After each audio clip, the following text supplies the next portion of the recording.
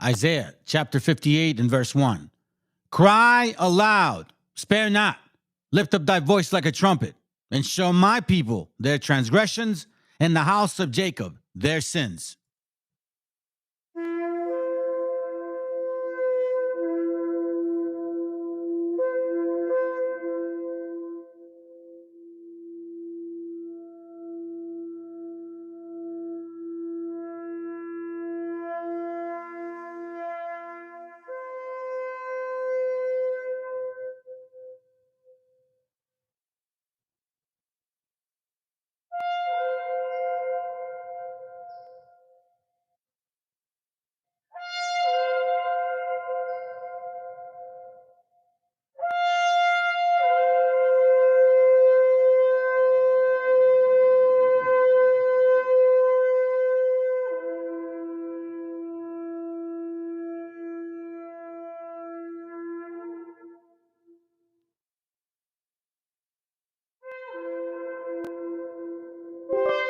Copyright disclaimer.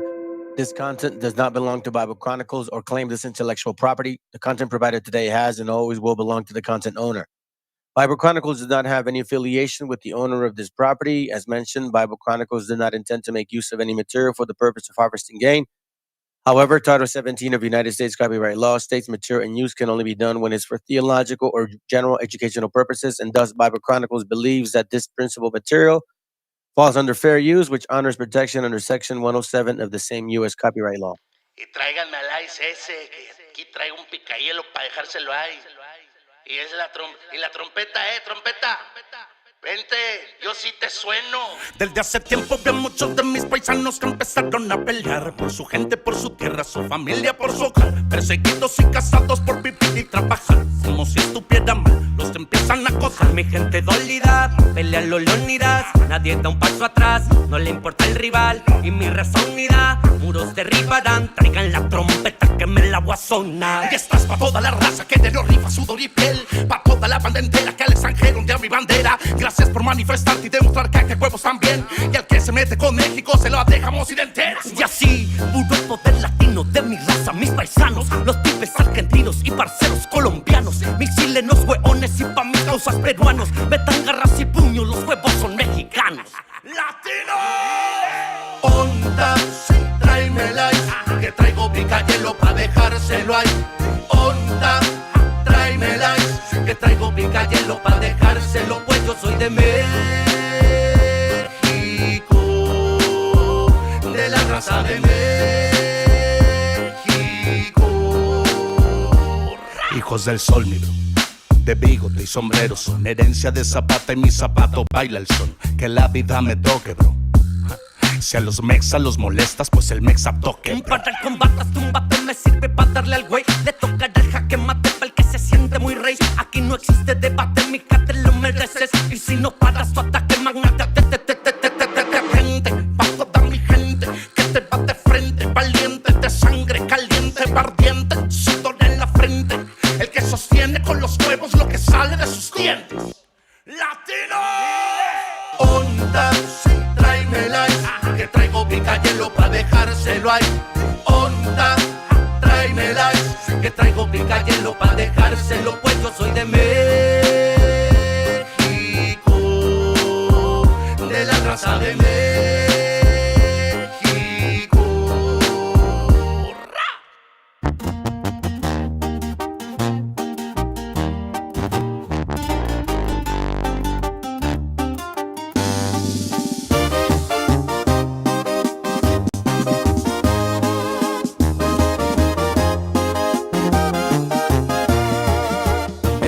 Amanece un nuevo día con la noticia que ayer llegó a la nación.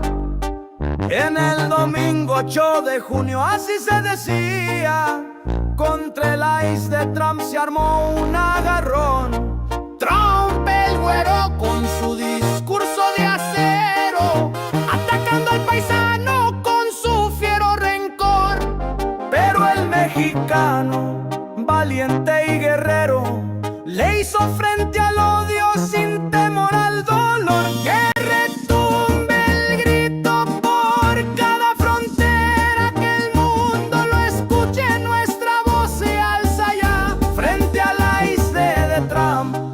fe verdadera, con fuerza y orgullo nadie nos detendrá.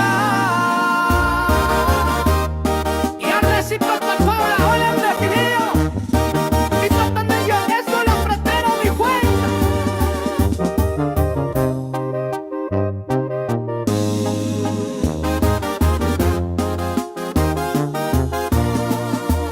El pueblo azteca que cruza la frontera, buscando un sueño con trabajo y honor, no se doblega ante ninguna quimera, defiende su sangre con fuerza y valor. Las voces unidas de norte a sur sonaban, aquí estamos presentes, no nos vamos a ir. Por los derechos con coraje luchaban, unidos y fuertes para resistir. Que tiemblen los muros, que caigan las rejas, la unión de mi gente no se puede vencer. Que cese la hazaña, se acaben las quejas, México unido con todo su poder.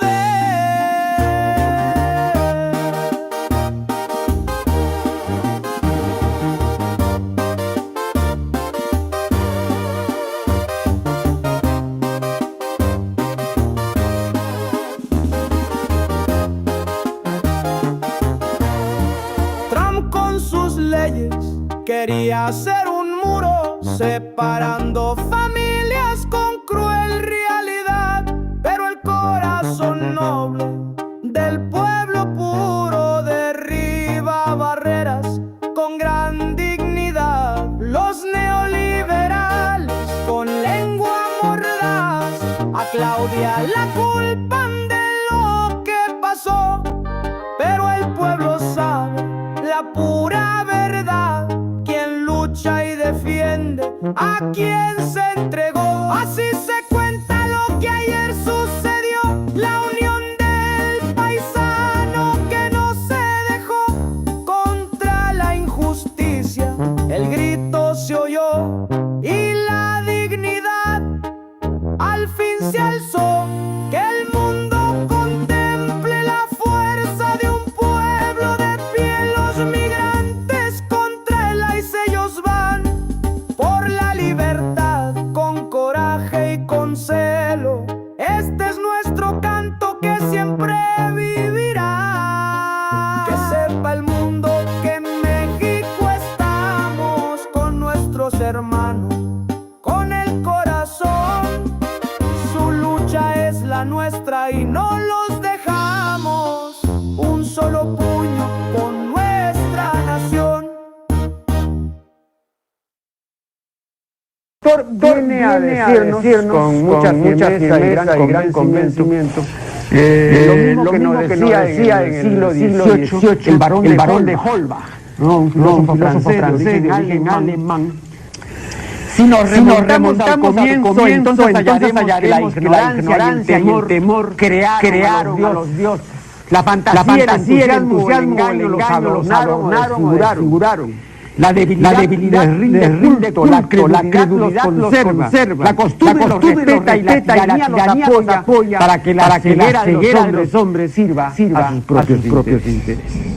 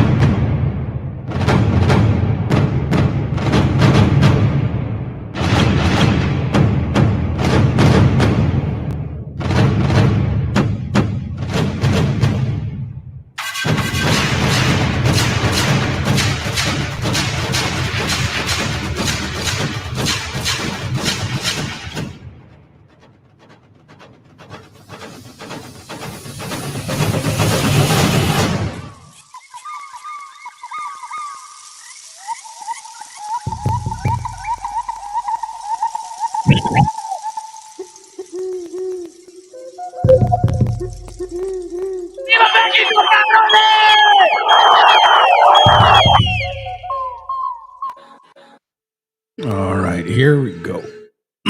Here we go. Okie dokie. Company always does that shit. Whoa. All right, hold on, fam. Let me close this up. Bam. Still does it. It's weird. See, this weird shit.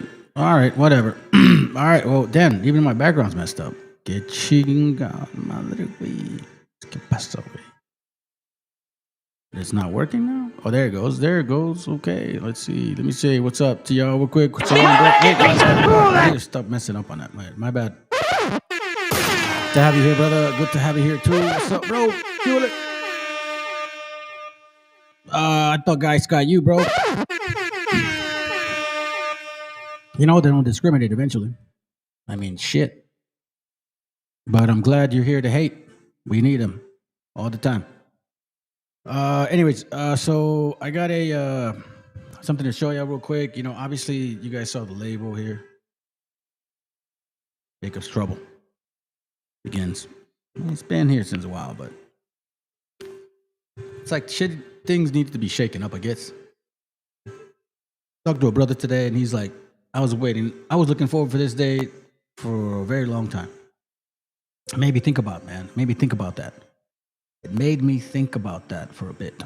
So before we get going, let's go to it real quick, because I'm going to tackle some things real quick, show you some videos, and then, I'll be out. I don't think I'll be long today. Try not to be, but you know what I'm saying? You know how that goes. But let's begin. Jeremiah chapter 30, verse 7 talks about this. Alas, for that day is great. Hey, damn it. I remember the brother told me, like, I've been looking forward to this day. So that none is like it. It is even the time of Jacob's trouble, but he shall be saved out of it. See? So, I find it funny that, well, not funny, man, but it was just, lately I've been having conversations with brothers, and then, like they bring up points or topics, and it's like things that I've been either reading about, studying about, and it's like some people want to call it quote unquote frequency, but it's not, it's the spirit. Maybe frequency for you guys, but it's a spirit moving, brothers. Because if we're thinking the same shit and it's just like, randoms, nah, man, it's like consistent stuff. Because it's like, not just one particular brother. I'm talking about several brothers that I talk to. It's like we're kind of in the same mindset on particular topics, similar things going on, man. So something's going on. And I found that interesting, man. So,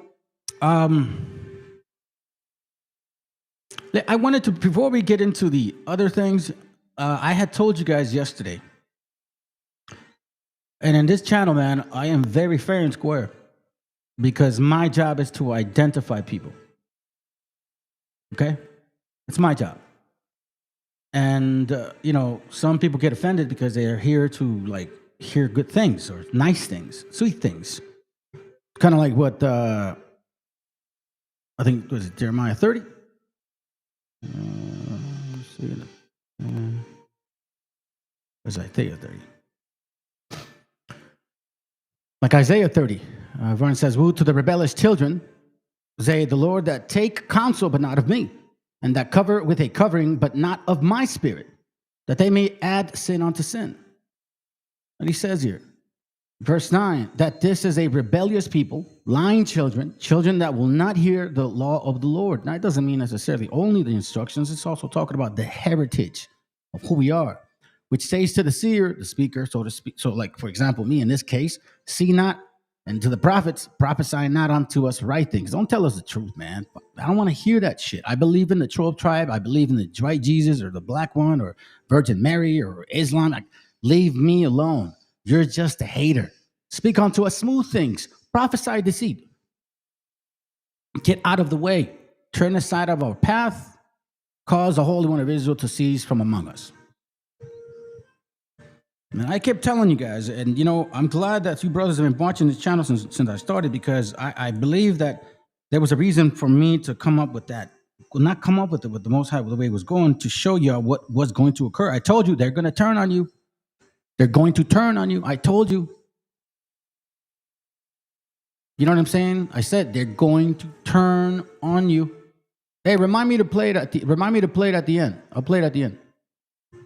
You know what I'm saying? And, people are like, nah, man, da, da, da. And I said, look, man, these wobbles are going to also start leaning towards BHI stuff. Right now it's just like old world shit, but they're going to start claiming they're Hebrews too. You get what I'm saying? It's just like, wow, bro.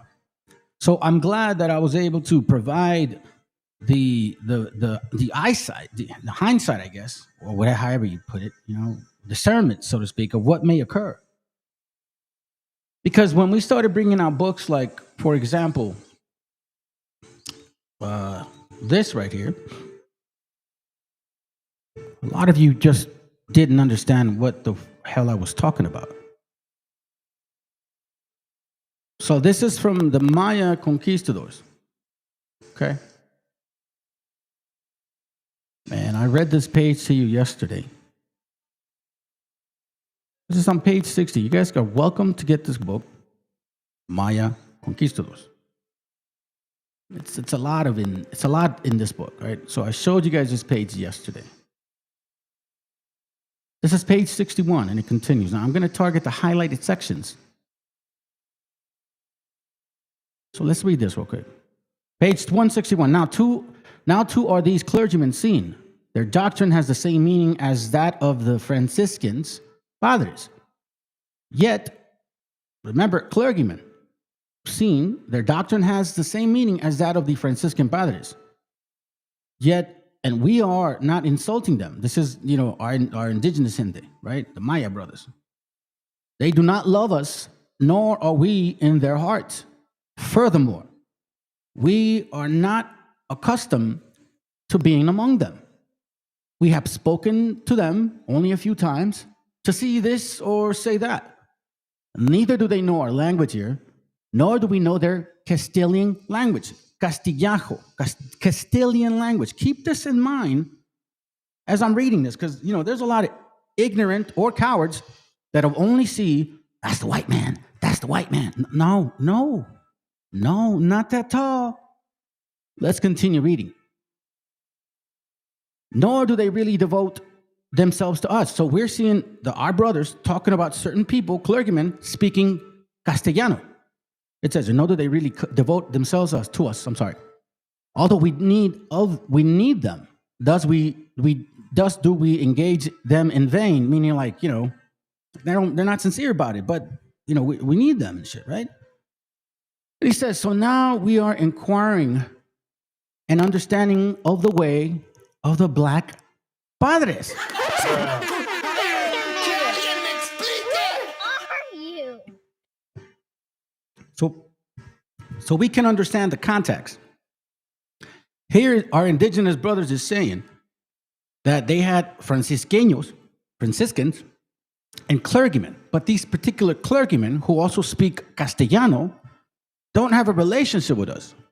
They don't really care to teach us much, right? So now we are inquiring and understanding of the way of the black padres. You know how Colombiano says black, right? Like that, right? Now, a lot of you are going to sit here and wonder, what does that mean? Okay, so the page before. Yeah, let me see if I can get it. Give me a second. The page before, which is page 160, is specifying a timeline. Now, for all you young men and women that are still learning, I completely understand. Make sure you don't lose yourself as I'm providing real information, because you and I have been lied to for a very long time. And I'm going to show you how these people, not these specific ones, but as a team, how they're trying to, again, change history. They did it in the 1800s, in 1865. After that, they did it in 1900 with Woodrow Wilson, and they're doing it today with Project 2025. So again, and a video is going to show how they're going to take away the history and change it and make it look like it's just completely like it's all good and beautiful and perfect. As time has gone on, things have changed, meaning lies have been brought to us. And unless we go back and study, they're going to get rid of all these books. I'm telling you, family, they're getting rid of books already. As you know me, I search for shit. They're getting rid of books. Now, in 1567, letter from the Pech and the other Batabob and the Maya officials of the Merida region to the king of Spain. Merida region, okay? Kind of Yucatan area, in case you don't know. And here it says basically the similar thing. Because it is truly necessary. It's okay, let me go back up so you can see what I'm saying. He says, here then we speak. There is truly a great need here in the province of Yucatan. By the way, it's Yucatan. Let's just continue though, for the sake of time. For Franciscan padres, for us, I'm sorry, let me start again. There's truly a great need here in the province of Yucatan for Franciscan padres for us, so that they might tell us the word of Dios, the word of God, which is the Christian doctrine, as it is called. And so that they might say mass for us to watch, and so they might preach to us in the language of hear the word of our Creator.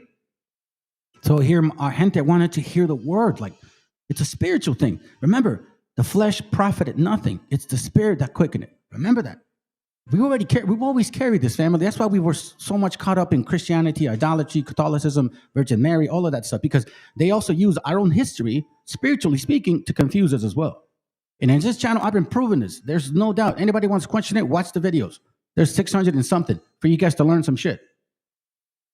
Because it is, it says here, which is the gospel, as the Spaniards call it, because it is truly necessary that they come into our district.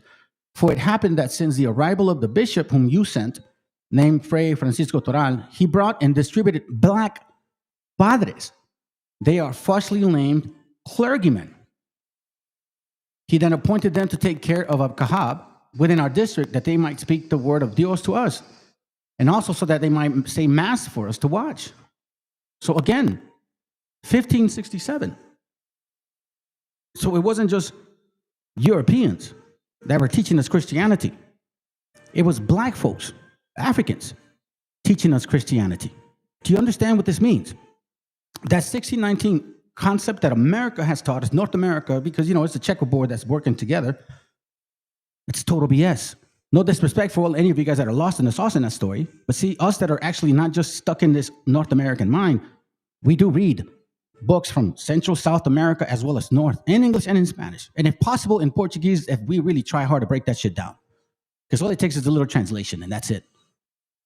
Because I've actually done it. Not that many, but I've done it a few times, just to understand exactly how to find other books. So then here we see, okay, so black padres are teaching us the Bible, but okay, sounds good. Let's continue, though. Let's continue. This is page, let's see, 262. And it continues.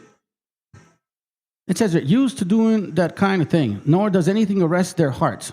But these oppressive clergymen get really angry at us while forcing us to work in their homes, doing whatever they tell us to. Sounds familiar? For those black men have their own homes.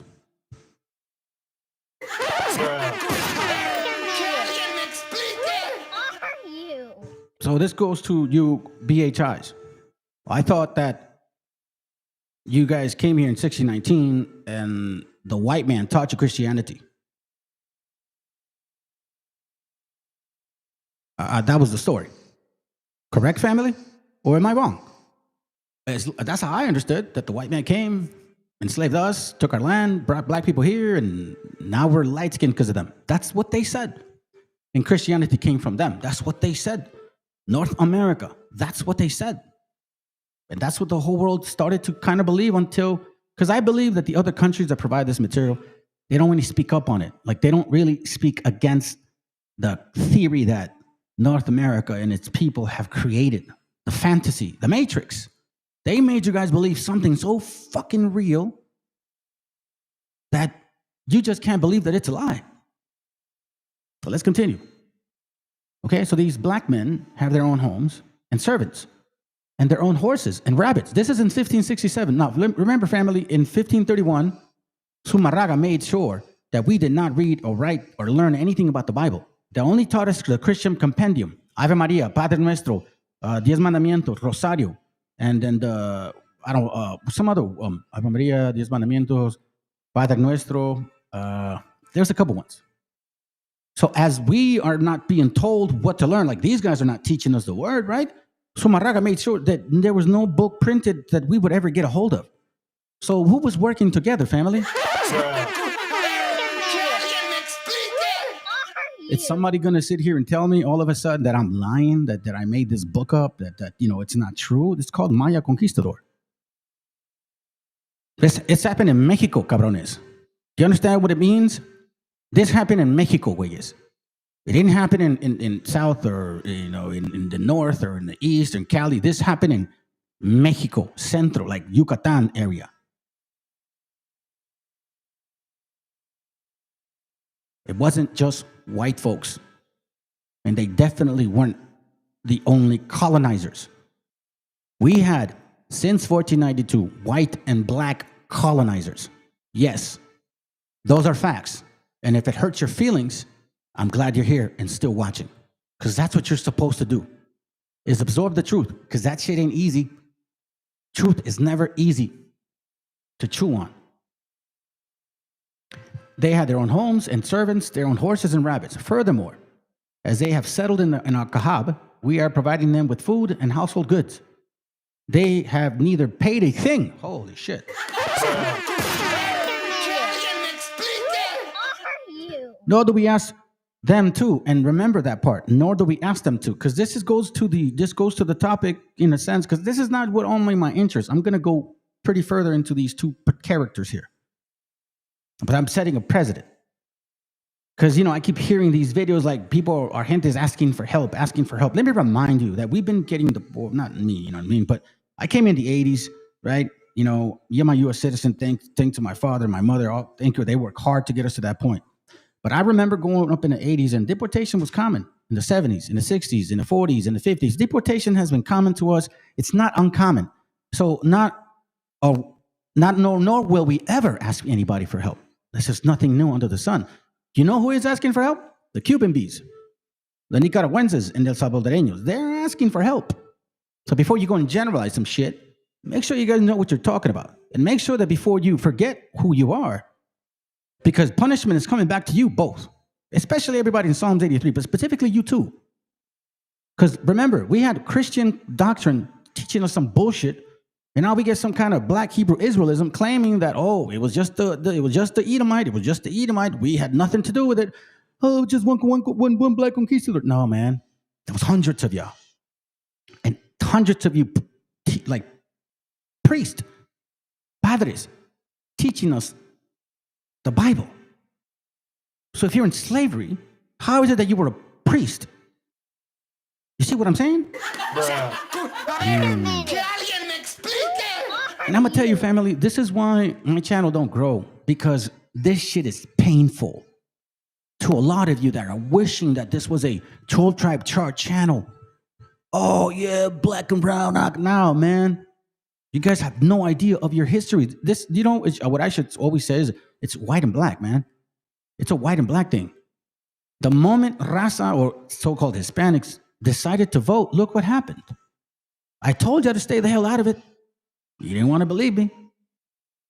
For they are ashamed of us. That says here, furthermore, as they have settled in the kahab, we are providing them with food and household goods. They have neither paid a thing, nor do we ask them to. For they are ashamed of us and afraid of us too, which basically sounds to me till this very day. Although they are the Ka guardians and are given the responsibility and are asked to go to each Ka, and as they are not paid by the Bishop Ka, the burden of it is given to us. But there's no salary. So now we give them much food and they do not pay us. We now pay them well and fully to be guardians of many kahabs. Meanwhile, may you reimburse us, you great reigning ruler, with whatever the bishop that is here in the province of Yucatan orders. May you, the governor Don Luis Cespede de Oviedo, see that we do not have many things, for we are always being robbed by them, of course. This is the very reason why there is discord. Thank you.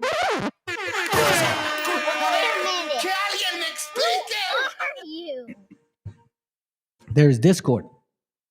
Okay? With the bishop that is here in the province, and discord with all the black padres. It's gonna hurt! Oh, that's gonna hurt! Let's continue. Got one more page to tackle. So now we stay here. We'll go up here. These ones should be those who go, and because they really know us, they who were here previously, and they really had just taken to speaking Maya, and because they know what we need in order to be worthy before Dios. And it was good, and it would be good for the rest of them to come too, to be interested, distributed among us. So who will now be given unto us who truly wishes to teach in our language here? So we're asking for guidance, spiritual guidance, family. You see this? It's never ended. We have never lost that spirit because they should come every day. It would not be good for them to desire money. Then he goes on and says, it should not be the black close padres. They really take money. They really ask for a great deal of money. They drive us mad over money. Therefore, these words they say that we say to you, these are not lies, for this is the real truth. We will prove it, for there were many black padres, 21, that came with the Spaniards, and not one of them knew our language here. Only one of them did. But that padre who entered did not teach, for at that time there were no elders, religious boys, because that's what they did, destroyed our elderly, so we not know who the hell we were. They traded in our other kahab. Moreover, they wished to say little. The black padres, those black ones, they hated us. Do you understand that? And here's my point. This is why Edom and Canaan, man, Hi there, Edom. it's Dr. Chad Walding. First of all, I don't even know why you're well, I know why you're supporting it. Because you're part of the wicked realm. And here's the funny part, family. So, because I have a book to show you. And then to me, it's just amazing. You know? Matter of fact, let me show you now. Let me show you right now, okay? Because you're going to see exactly what I'm talking about. And this is not the entire topic. I'm tackling little things at once. This is from a book that I have. It's called the Historizing Black Indian Relations in Virginia. Okay? So now I'll read it from the top so you can understand exactly what it says. It says, when an OMI list must be expanded to include a fourth consequence of racial dictatorship, that of blood politics, which unevenly define the criteria for black, quote unquote, and native categories, resist to aiding human bodies and social structures, which often resulted in the disruption of family units and as described by Ellison. America's racial formation project has been widely based on the Anglo-Saxon fixation with quote-unquote blackness, resulting in a tendency to define all part African persons by their degree of blackness, rather than by their entire ancestry. You see what I'm saying? So if you look anywhere near, that's basically what they would consider you. If you had those features, that's what technically you were, okay? Even though your dad, like Bob Marley, his dad is white, but yet he looks like a quote-unquote African, which means that they would consider that. Throughout the American history, a person's legal status has been based on the percentage of perceived blackness beginning at 1/8, which later increased to 1/4. By the 20th century was defined by any ascertainable amount of Negro blood, quote unquote. Hence, black identity became largely defined by what socialists call the law of hypodescent, popularly known as the one-drop rule. In other words, one drop Negro blood makes a person Negro, negating all the other ancestries, which you guys could have been white, Asian, some other shit. And yet, you know, as long as you even had one, you looked like one, you were one. Now check this out. On the contrary, American Indian identity not only required an absence of African ancestry, but it also comprised a blood quantum requirement, a substantial amount of Indian ancestry in order for an individual or a tribe to be considered authentic. As Karen Blue aptly stated, it may only take one drop of black blood to make a person a Negro, but it takes a lot of Indian blood to make a person a real Indian. Oh, that's gonna hurt! Ain't that the truth? consequently, the process of defining who was black and who was Indian took two opposite extremes. Why am I saying this? Because of this. That they are arguing with black people, but their fight is really within their own community. Y'all know him? How about now? That's that Cuban B dude, right? So now, in case you people don't realize, Latino Hispanic is a social construct. It's something that you guys created, your own little groups. Yeah, you keep pointing the finger, you stupid ass. You don't even know what you're talking about, and let alone the one on the left. So I remember hearing left and right all the time. Puerto Ricans, Cubans, and Dominicans are just Africans who think they're Hispanic. Right? That's all I heard. So now, she goes and says that supposedly the Latino problem is internal. That we should, I don't know what's going on. Maybe TikTok's doing some crazy shit. I don't know. But see, us indigenous brothers and sisters, we know that that dude was never no Hispanic, no indigenous. We knew that he was mostly African descent. So in reality, let me just clear this up, because you're going to say it yourself that he's Afro-Cuban. Afro-Cuban? Who are you? So that means he's not indigenous whatsoever. You get what I'm saying? Because Cuban is a social construct, but definitely Afro is not. So here's the point. He is a so-called African American by descent that happens to be born in an island which was named by you people, Cuba. Now, I know it hurts a lot of people's feelings because people were here watching it, man. And as soon as I got deep on this stuff, you guys ran. It's okay. I'm not here to, rub your butt to make you feel comfortable and shit. That's not my job. Truth hurts, and you need to live with it. Here's my point, though. Y'all know him. This is the leader of the Proud Boys, and I'm just here to remind you. His name is Enrique Tarrio. You see the ignorance? It's either ignorance, stupidity, or I don't know which one. So she thinks that because of his last name and first name, that he's no longer African, even though she shows a picture of her claiming that he's African. See what I'm saying? Let's continue. That's right. He's a Latino.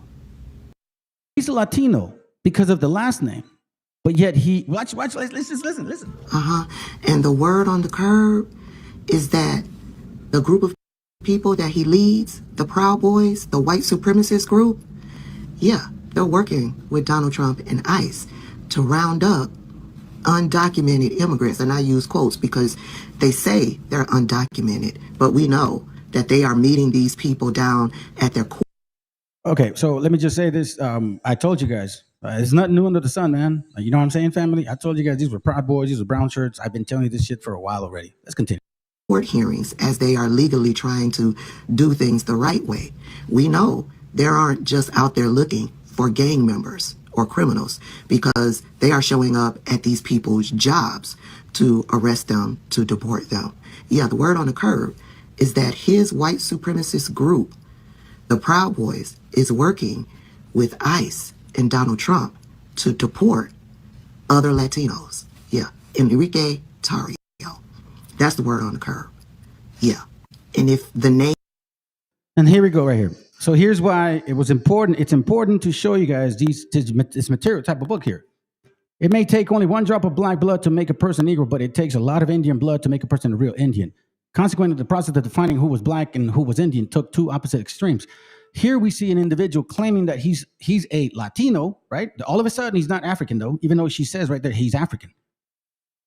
But because he has Tarrio as a last name, he's a Latino, meaning that he's a indigenous. He ain't my people. We always known that he was your gente. You guys even say it yourselves. Puerto Ricans, Dominicans, and Cubans are basically black folks that think they're Latinos. Now you don't want to take ownership? You don't want to take ownership because his name is Tarrio, who is African. And you're saying he's Latino. Do you understand now, family, how detrimental that Latino word, Hispanic word is, and how convenient it is for certain people? That when it's convenient for you, then you want to be that? Very convenient. Let's continue. Name didn't give it away, Enrique Tarrio. He's Afro-Cuban. How did he get his start? He got his start because he ran for public office down there in Miami. He lost his race. And then he started the organization Latinos for Trump. Yeah. You see how people can use the word Latino. Now, in case you don't know, the word Latino technically does apply to them. In case you didn't know that. I know you're going to be like, what are you talking about, man? He got talking shit. You're so full of hate, man. It's funny, bad. I just fucking trip out on you guys that say shit like that. Let me show you some stuff real quick. Let's see. Let me see if I can get it.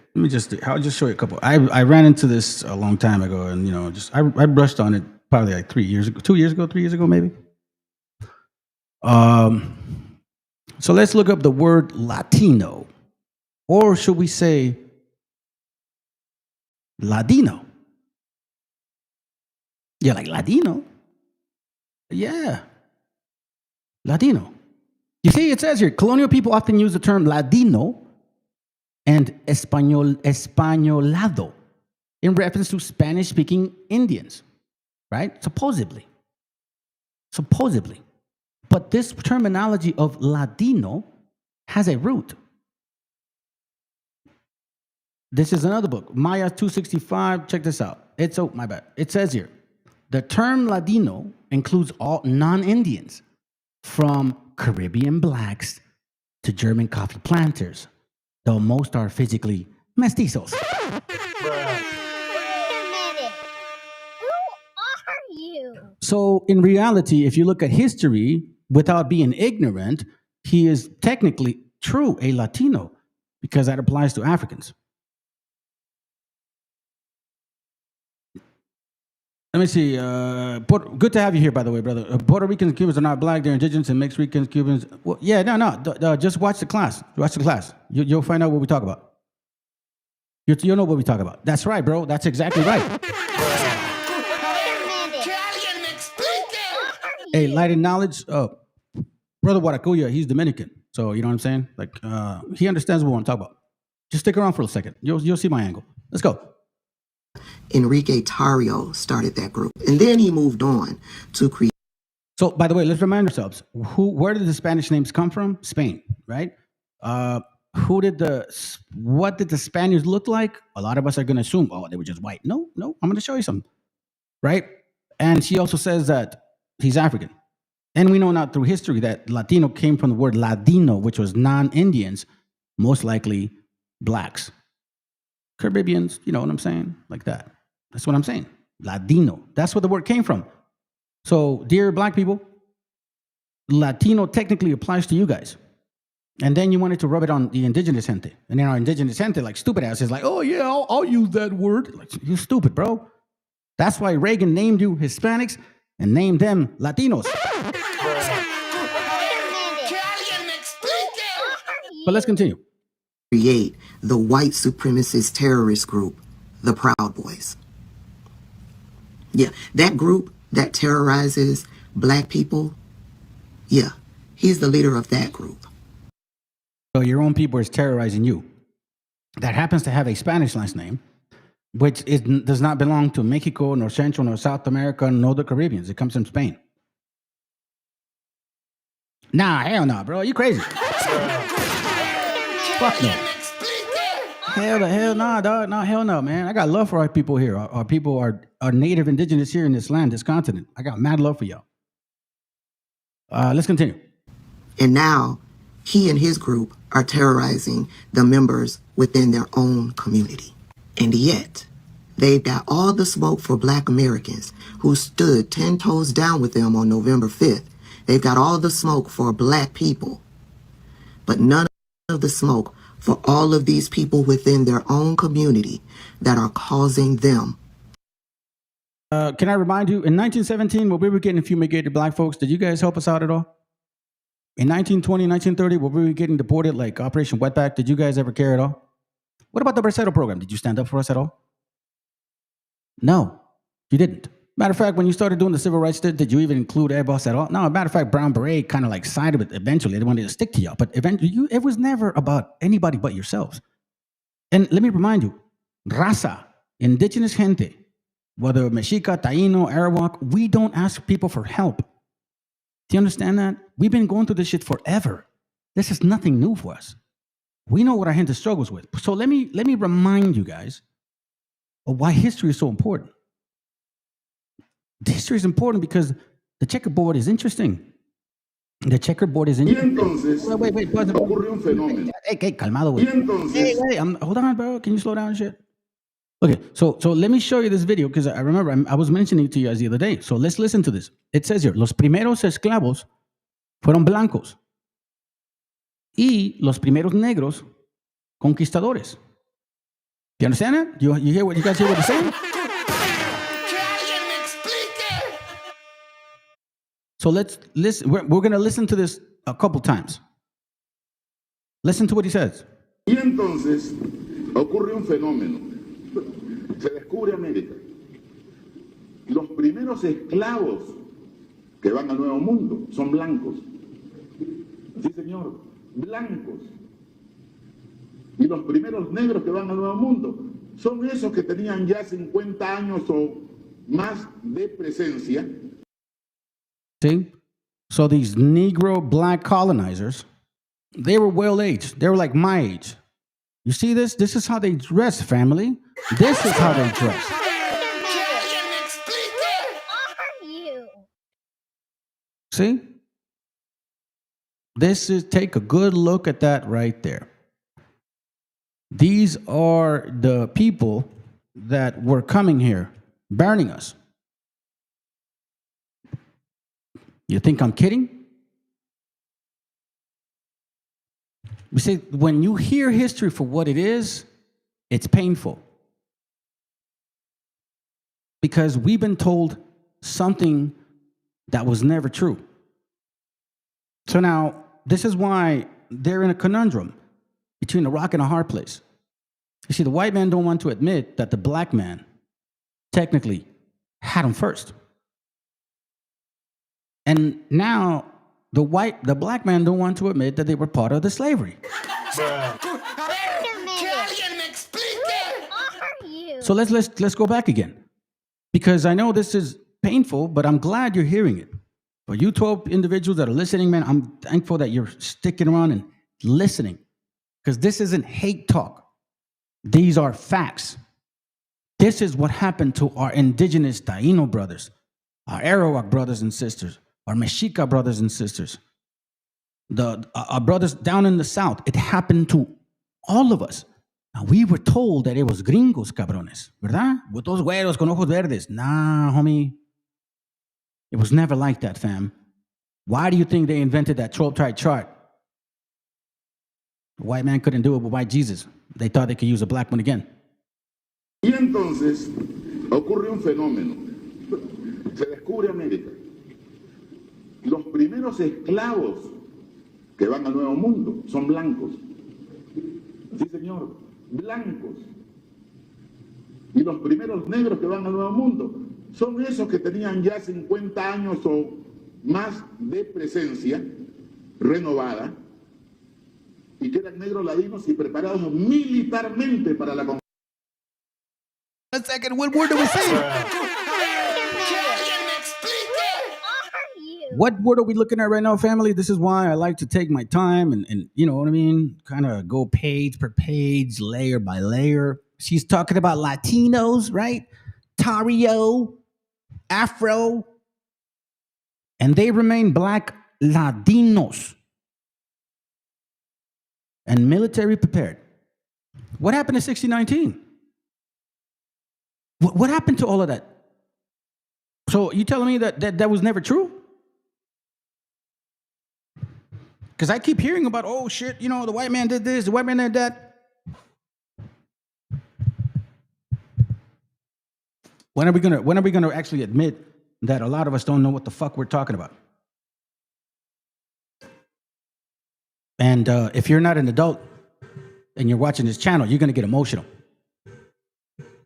And I appreciate you brothers and sisters that have been supporting this channel since 2022, man. That's love, bro.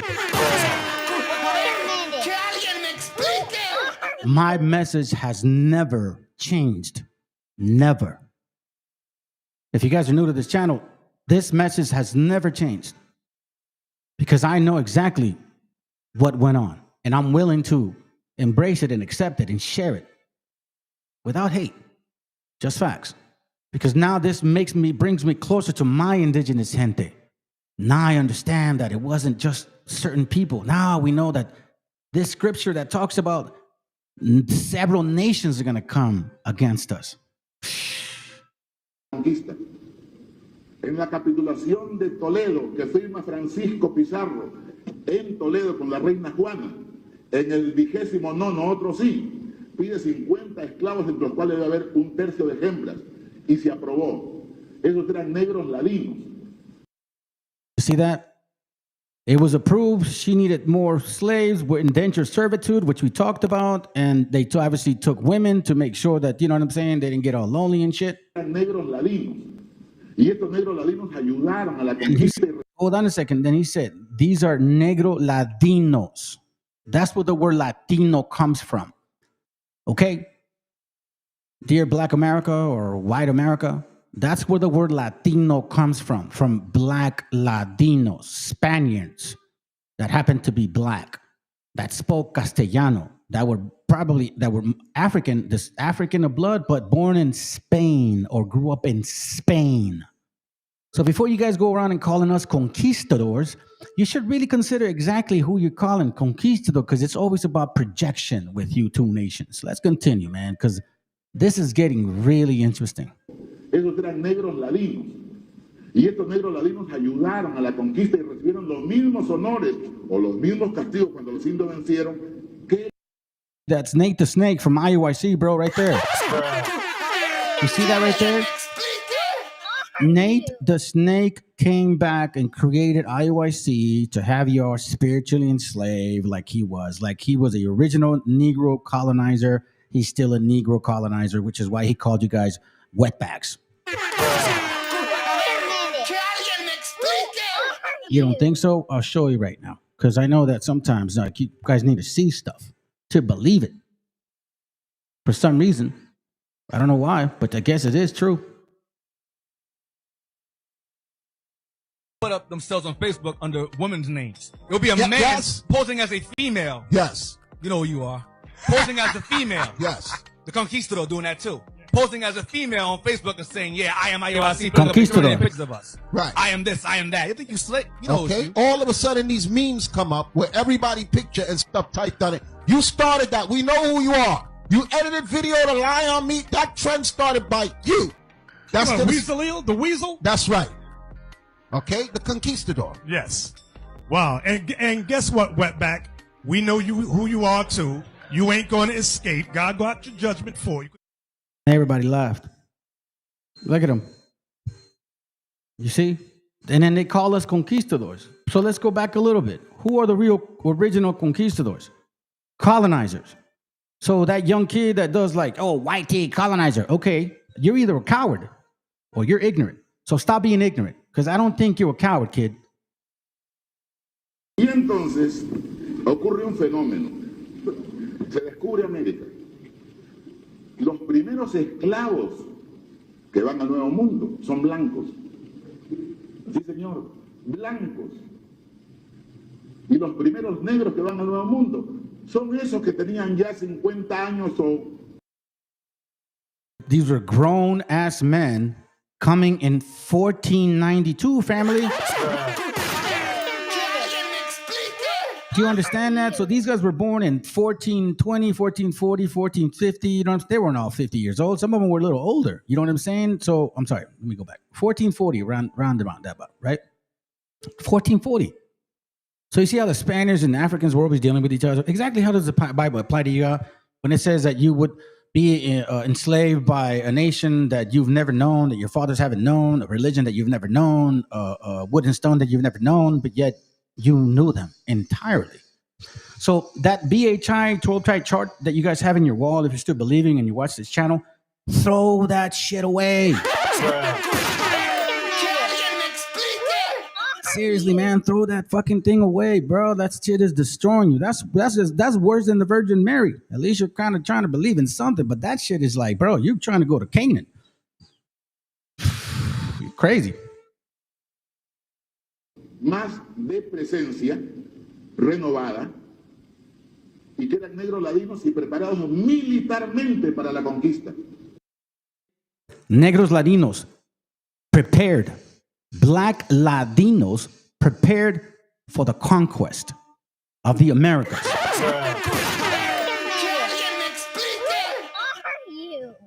Listen, I'll let anybody come in here except some, dumbass fool that just does not want to listen. Prove me wrong that this isn't true.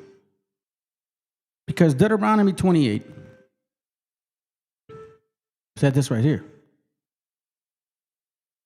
It said that 28:64.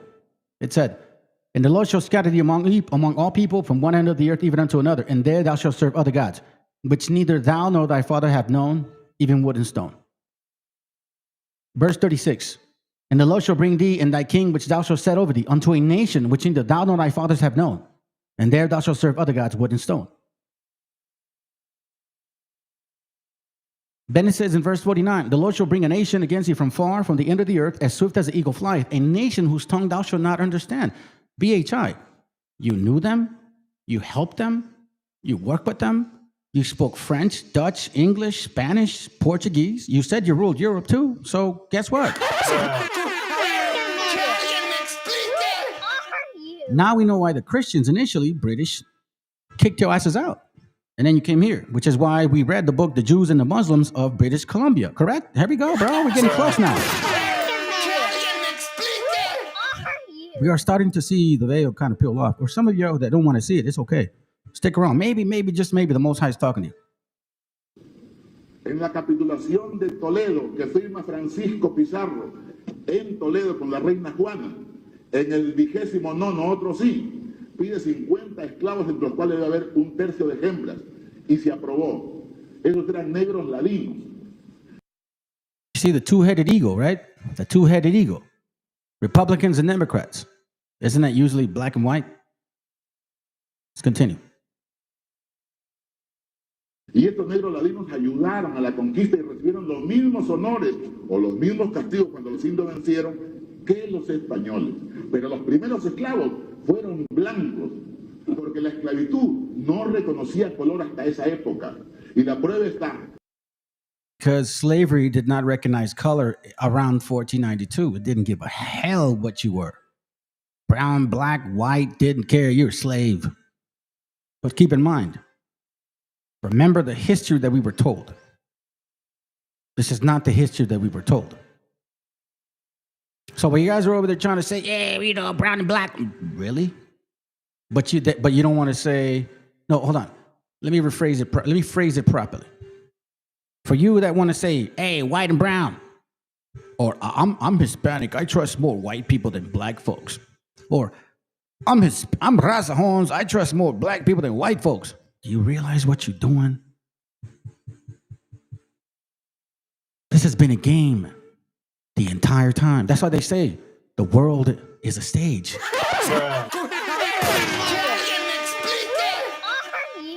Once you start understanding the matrix of what it really is, and you start looking at people for who they truly are, then you can really define and actually respect individuals and love your indigenous people. Let's continue. En el siglo XIII, cuando Alfonso X el Sabio redacta las 7 partidas, en una de ellas, tomando quizá algo del código justiniano, dice que no es de natura esclavizar a otro hombre. Entonces la esclavitud casi estaba abolida. Revive con el descubrimiento de América y sin noción de lo que iba a hacer esto se mandan blancos. Ahora, no vamos a decir que los blancos llegaron encadenados. Se mandaban a los blancos por castigos, se sacaban de las cárceles, porque estaban en la inopia y iban en una forma de contratos temporales que ellos mismos. That right there? Look at this picture. En la inopia iban en una forma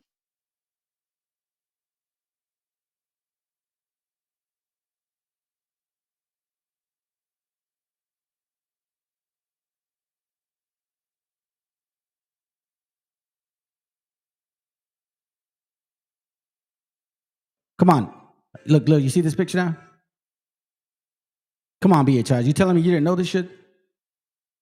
You know how you guys like to call the Northern Kingdom silly doves? You really let a silly dove teach your history? It's like in Spanish we say, te saqué todo el trapo del piso, cabrón. There's absolutely no facts in what you guys are teaching. Zero. Prove me wrong. There's a link. De contratos temporales que ellos mismos pudieran manumitirse y 1000 formas diferentes para esclavitud.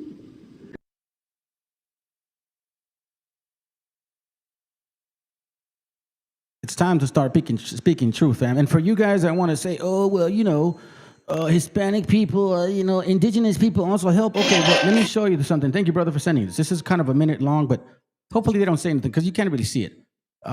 This is from a series that he was telling me. Apparently, what the brother was talking about is that one of our gente, just for the sake of not, fighting back, he sided with the foreigners.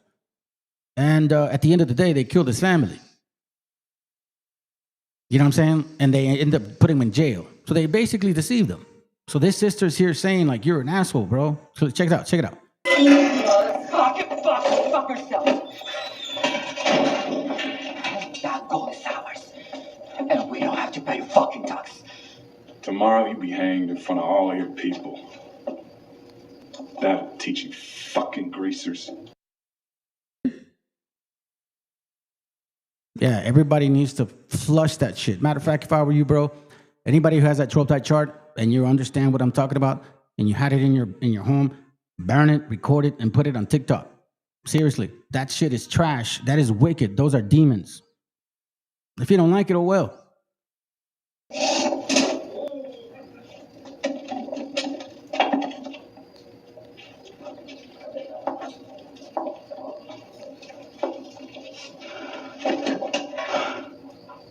What the hell are you doing here?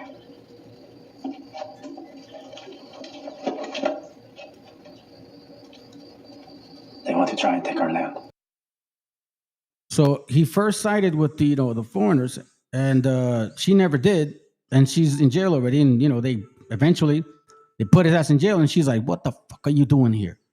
He's like, "They're trying to take our lands." Oh, you just found out, you stupid ass. Let's continue. So now that is your land, you found the courage to fight. You see what I'm talking about, family? This is what I mean.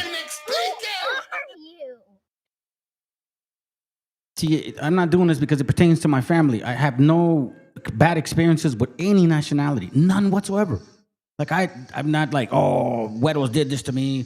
Oh, they were always pulling me over, or Asians this, or blacks were doing that. Nah, man, I did not grow up that way at all. I don't have any of that in my spirit to see suffering just because of a certain just because you look a certain way. Like I don't even understand that shit. What I care about is facts. What I care about is history. What I care about is the fact that people have been lying to us for a long fucking time. And only in the last 75, 80 years have we been learning how to read and write. In case you guys don't know, those are facts. In Mexico, Central and South America, that's exactly what occurred, because we were still being prohibited from reading and writing in 1900. In 1905, our literacy rate starting in Mexico was about maybe 5%, fam. Only in the last, I'll give you 100 years, have we actually had the chance to learn how to fucking read and write. Pendejos like you that made us lose the war. Lost the war because of cowards like you. They don't keep it real. That think that, oh, as long as I side with a certain group, I'll be okay because the other group will embrace me. No, they ain't. Because at the end of the day, it doesn't matter what is all of ours. All that matters is what is yours. Are they hanging you? I hope those lashes teach you a lesson or something, hombre. Listen to what she says at the end. Very powerful. That they're the ones in charge. The cowardice is the biggest enemy of the people. That cowardness is the worst enemy of the people.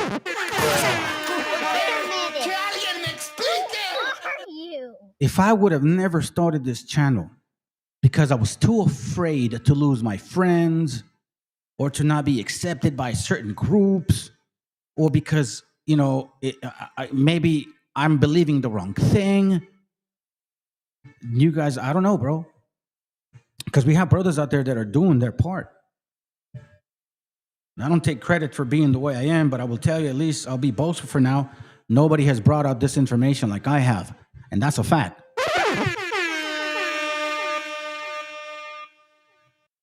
Cowardness is the worst enemy of our people. When you know the truth and you don't want to admit it because you're too afraid to lose friends, then you're selfish. And you ain't thinking about no one else but yourself. Anyhow, now, let me show you this real quick. Because there's posters. And then we'll move on. Because, you know what I'm saying? I think they're butt hurt now. Just to summarize. This right here is the number and distribution of black slave holdings. On January 1st, 1863, President Abraham Lincoln signed the Emancipation Proclamation, thus initiating the legal process to free the slaves in the rebelling southern states and eventually to eliminate chattel slavery in North America. The ramifications of Lincoln's proclamation affected not only thousands of white slave masters, but hundreds. Let me read that again. The ramification of Lincoln's proclamation affected not only thousands of white slave masters, but hundreds of black slaveholders.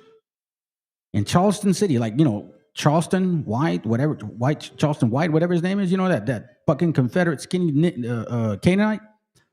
In Charleston City, for example, there were 91 free black masters who owned 268 slaves when President Lincoln signed that historic document. Upon the conclusion of the Civil War, more than 75 black masters in that city were instructed to free their slaves, who numbered 241 bondmen. The total number of black slavers during the war was a fraction of the total slaveholdings community in African American over the slavery in the year Southern Carolina. That's just one state, by the way. North Carolina, you got Florida, you got Louisiana, you got, you got Georgia, blah, blah, blah. In 1860, the number of black slave masters was reported to be 171 persons. 1860, fam, they got here in 1492. Who held 760 slaves in the state.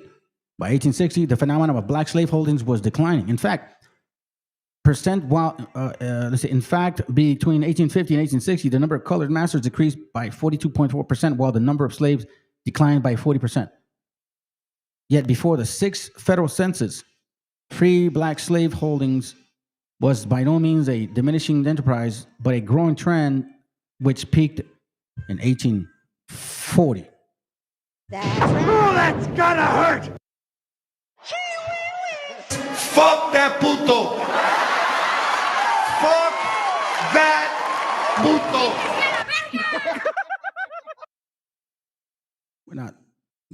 We don't bullshit in this channel. We don't have time for that. Because this is exactly what's going on to our gente. These are the things that are occurring.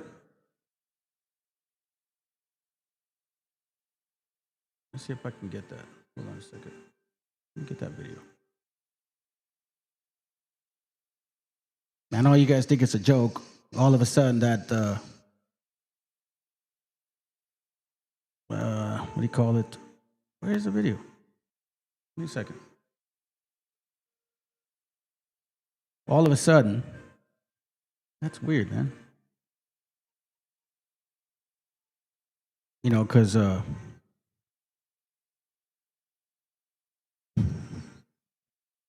I just find it so interesting that even since you're not the show, you still want to be the show. It just doesn't end with certain people, gente. Certain people are just structured that way. They have this way of being. When you're trying to claim something that you're not, that's a problem. When you know that you are from a particular history, it's like me saying, let's say for example, I looked like totally Asian, right? Like I'm Asian, like total Asian, and I say I'm not. I say, nah, man, I'm an African. I'm from Africa. Technically, Asians are Africans. They kicked us out and sent us to East Asia. You know what I'm saying? Because look, you know what I'm saying? I got thick lips and a white nose and shit. So, you know what I mean? Like, but we were really over there and they sent us over here. And like, what kind of mindset is that? Yet there are people here in this continent that have no idea who they are, have no clue why these things keep occurring to them, have no understanding as to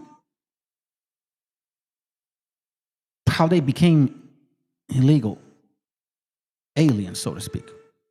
Or what they call us as wetbags, spics, beaners, whatever. You know what I'm saying? It's very convenient for these two societies to be here, especially the Arabs. Arabs, I didn't get away, man. I'm coming at you next. Don't even trip. I got you next, Ishmaelites. I got you next. I like to walk down the hill. I don't run down the hill. Hey, good to have you here, Joe. What's up, brother? Oh, my bad. I always do that shit. Yeah. I heard you're going hard on TikTok. That way to do it, brother. Way to do it. Way to do it. You know what I'm saying? Check it out. I'm gonna show you guys something real quick. I think I got the video now. Let me see.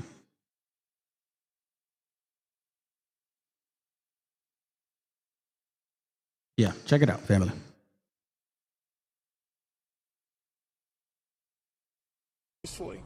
At one point, I had a question. And so I began to ask a question. I was almost immediately forcibly removed from the room. I was forced to the ground. And I was handcuffed. I was not arrested. I was not detained. If this is how the Department of Homeland Security responds to a senator with a question, you can only imagine what they're doing to farm workers, to cooks, to day laborers out in the Los Angeles community and throughout California and throughout the country. So just moments ago, Donald Trump made a major reversal in his mass deportation policy. Indiscriminately, he's been sending armed agents into farms and fields and ranches all throughout California and increasingly across the country. I was in Oxnard, California yesterday. I met with a 12-year-old boy, tears pouring down his face. His mom and dad snatched by agents. They were working the fields for over 20 years. He doesn't know where they are. He has no family in the United States. He's here alone, a sixth grader. Donald Trump may not care about him, but he's finally listening to you, calling out these indiscriminate acts of cruelty. Let's keep up the pressure and let's do it peacefully.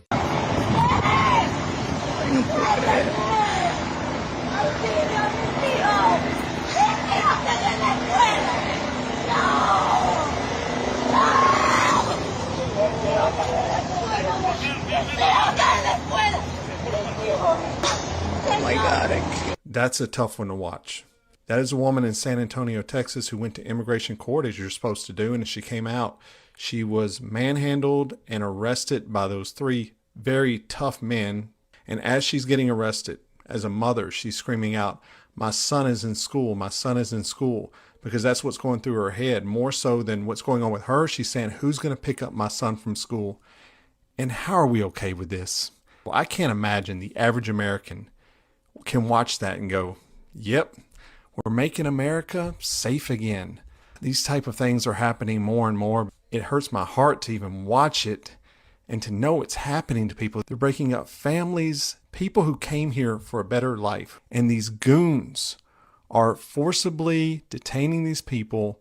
They're getting no due process and their children are being separated. And it's frustrating because I don't really know what to do. What can we do? So what I'll tell you, find a cause that helps immigrants. Donate. Put your money to those causes. Continue to contact your representatives, your congressmen, your senators, whoever you can contact.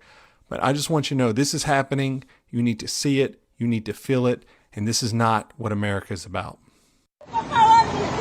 Sheriff threatens to kill anti-Trump protesters.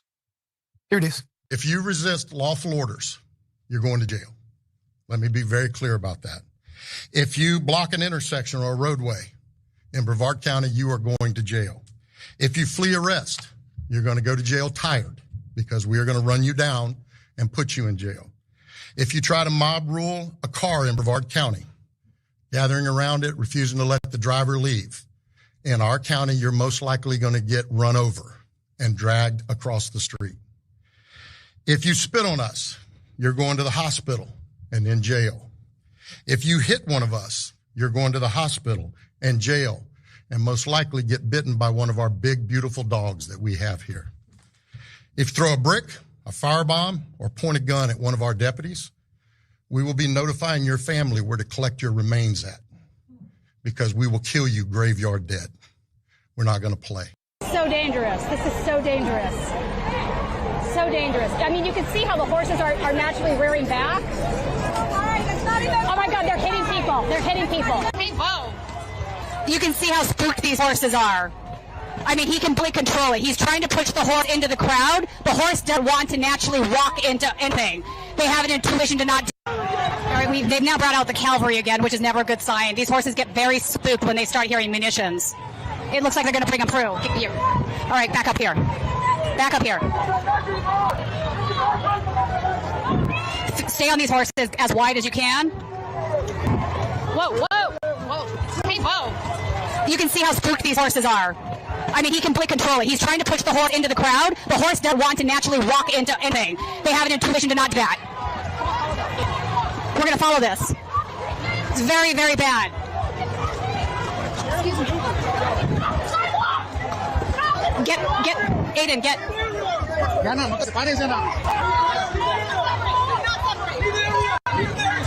right, they're now shooting over here. Over here. Come here.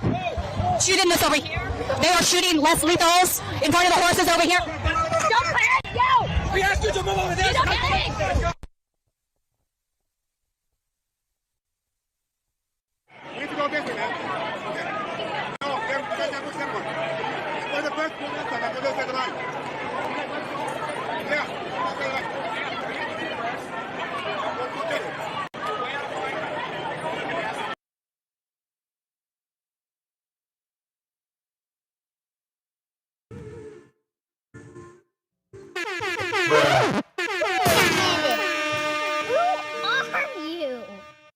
Who are you, man?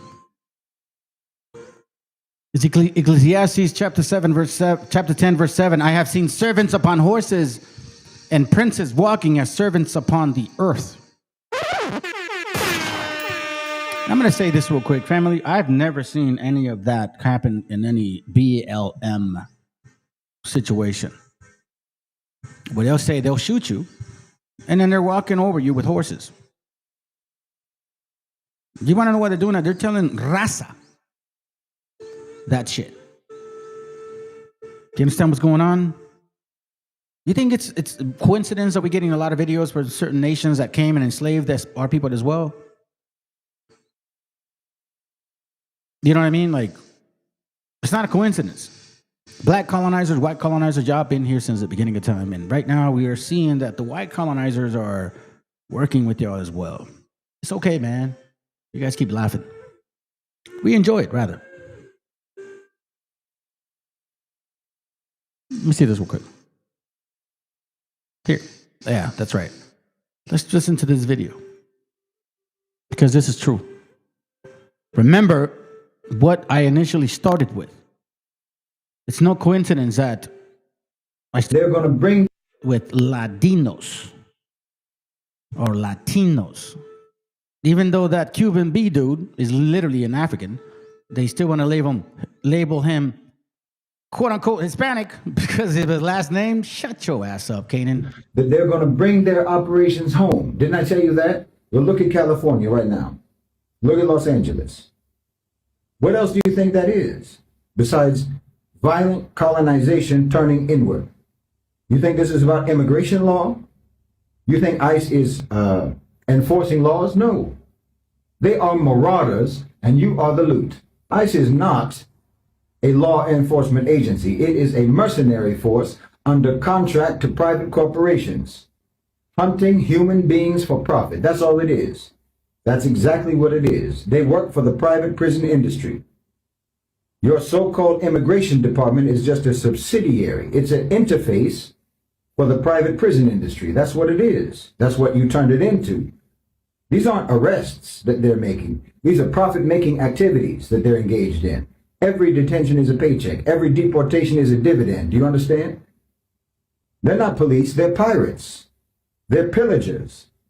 This isn't policy. This is commerce. You're witnessing the logistics arm of what can only really be called an ethnic cleansing operation outsourced to the highest bidder. Yes, I That ethnic cleansing. Ethnic cleansing. Who are they trying to do that to as well? There's a reason why we migrated, and there's a reason why. Maybe that's why. I don't know, man. I'll just be quiet on that side. But you know what's going on? You know what's going on over there on the other side? Let's continue. I said ethnic cleansing because do you really believe that this isn't racial? Do you really think that this has anything whatsoever to do with someone's immigration paperwork? We know who they're targeting and we know why. And if you have any sense, you'll also understand that this practice is going to do nothing but expand, just like any business expands. That's what businesses do. It means they're going after immigrants now. This is a pilot project. They normalize it by targeting immigrants, but this is a profit-making endeavor. And you'd have to be crazy to think that they're not going to multiply their revenue streams by targeting other demographics. Non-citizens and citizens, so-called minorities, members of the global majority, the poor, the homeless, the protesters. This doesn't go anywhere but expansion. They've turned immigration enforcement into a business model. They've turned it into a supply chain. You've got militarized raids rounding up immigrants like livestock, funneling them into for-profit prisons, slapping electronic shackles on their ankles, and shipping them out on corporate charter flights like Amazon parcels. I mean, they literally said that. They literally said that they want to run deportations like Amazon Prime. That wasn't satire. That was the ICE director's actual analogy. And you know what? He wasn't inaccurate. He was being accurate.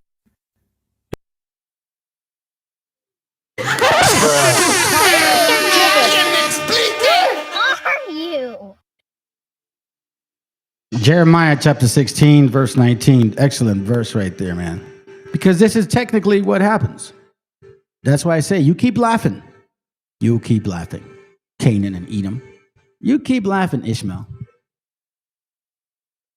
Jeremiah 16:19. O Lord, my strength and my fortress and my refuge in the day of affliction. The Gentiles shall come unto thee from the ends of the earth, and they shall say, surely our father have inherited lies, vanity, and things wherein there is no profit. That's exactly what's going to occur, and that's what the guy said. And I've been saying it for quite some time, several months already. Y'all collateral damage. You just didn't know it. Going back to this verse here, and I actually started with it, so, good thing that we went back to Jeremiah. Jeremiah 30:7 says this, alas, for that day is great, so that none is like it. It is even the time of Jacob's trouble. Jacob's trouble. It says it in Daniel 12 too. Daniel 12:1 says, and at the end, at that time, shall Michael stand up, the great prince which standeth for the children of my people, of thy people. And there shall be a time of trouble, which as never was there, which as such as never was since there was a nation, even to that same time. And at that time thy people shall be delivered, everyone that shall be found written in the book. Which is why the scriptures in 2 Ezra 16:77 talks about, do not leave a path full of thorns and nettles. Clear that path, because we only have a one-way road, thin enough that only one person can pass by, meaning that repentance is up to you, literally. If you want to get to know who the Most High, how he created you, you got to cleanse yourself. You got to fucking go through a deep inventory. Let go of all that crap. Now, if you guys have been watching this channel, you understand what I'm talking about. Then if that case, guess what? You're not reading, like, for example, the scriptures talk about like not having birthdays, right? Why? Job talked about it. I think Job 3.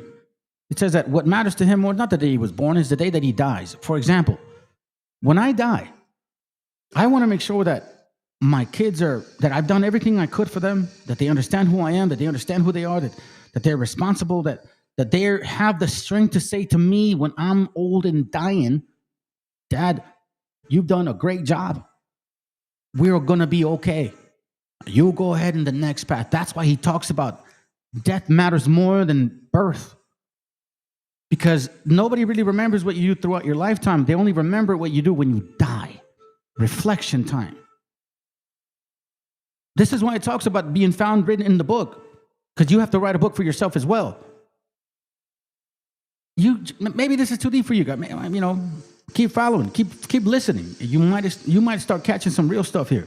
For you brothers that have been watching, you understand exactly what I'm talking about. I've been putting it in pieces. Because it's a marathon. It's not a race.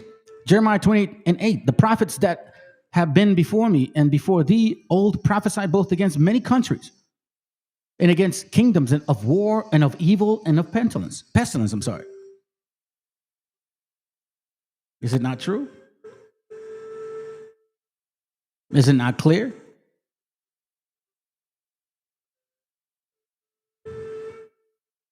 And when you look at Revelation 11:8, it talks about this real quick. Because a lot of us were in this state of mind. Revelation 11:8, and their dead bodies shall lie in the streets of the great city, which is spiritually called Sodom and Egypt, where our Lord was crucified. Now, if you focus on this part here, their dead bodies shall be lying in the streets of a great city. You think they're really like dead? Nah, man, spiritually asleep in darkness. Not understanding exactly who we are, where we've been, why this is happening, how come. Well, I'll tell you why come. Well, why come? Why come? How come? I'm going to be using the Geneva Bible too as well. But we're going to go into 2 Ezra 15 real quick. Okay? So follow me real quick, because I use different translations, family. Let's go to 2 Ezra chapter 15, verse 1. Because we're going to start seeing some things, and we're seeing them now.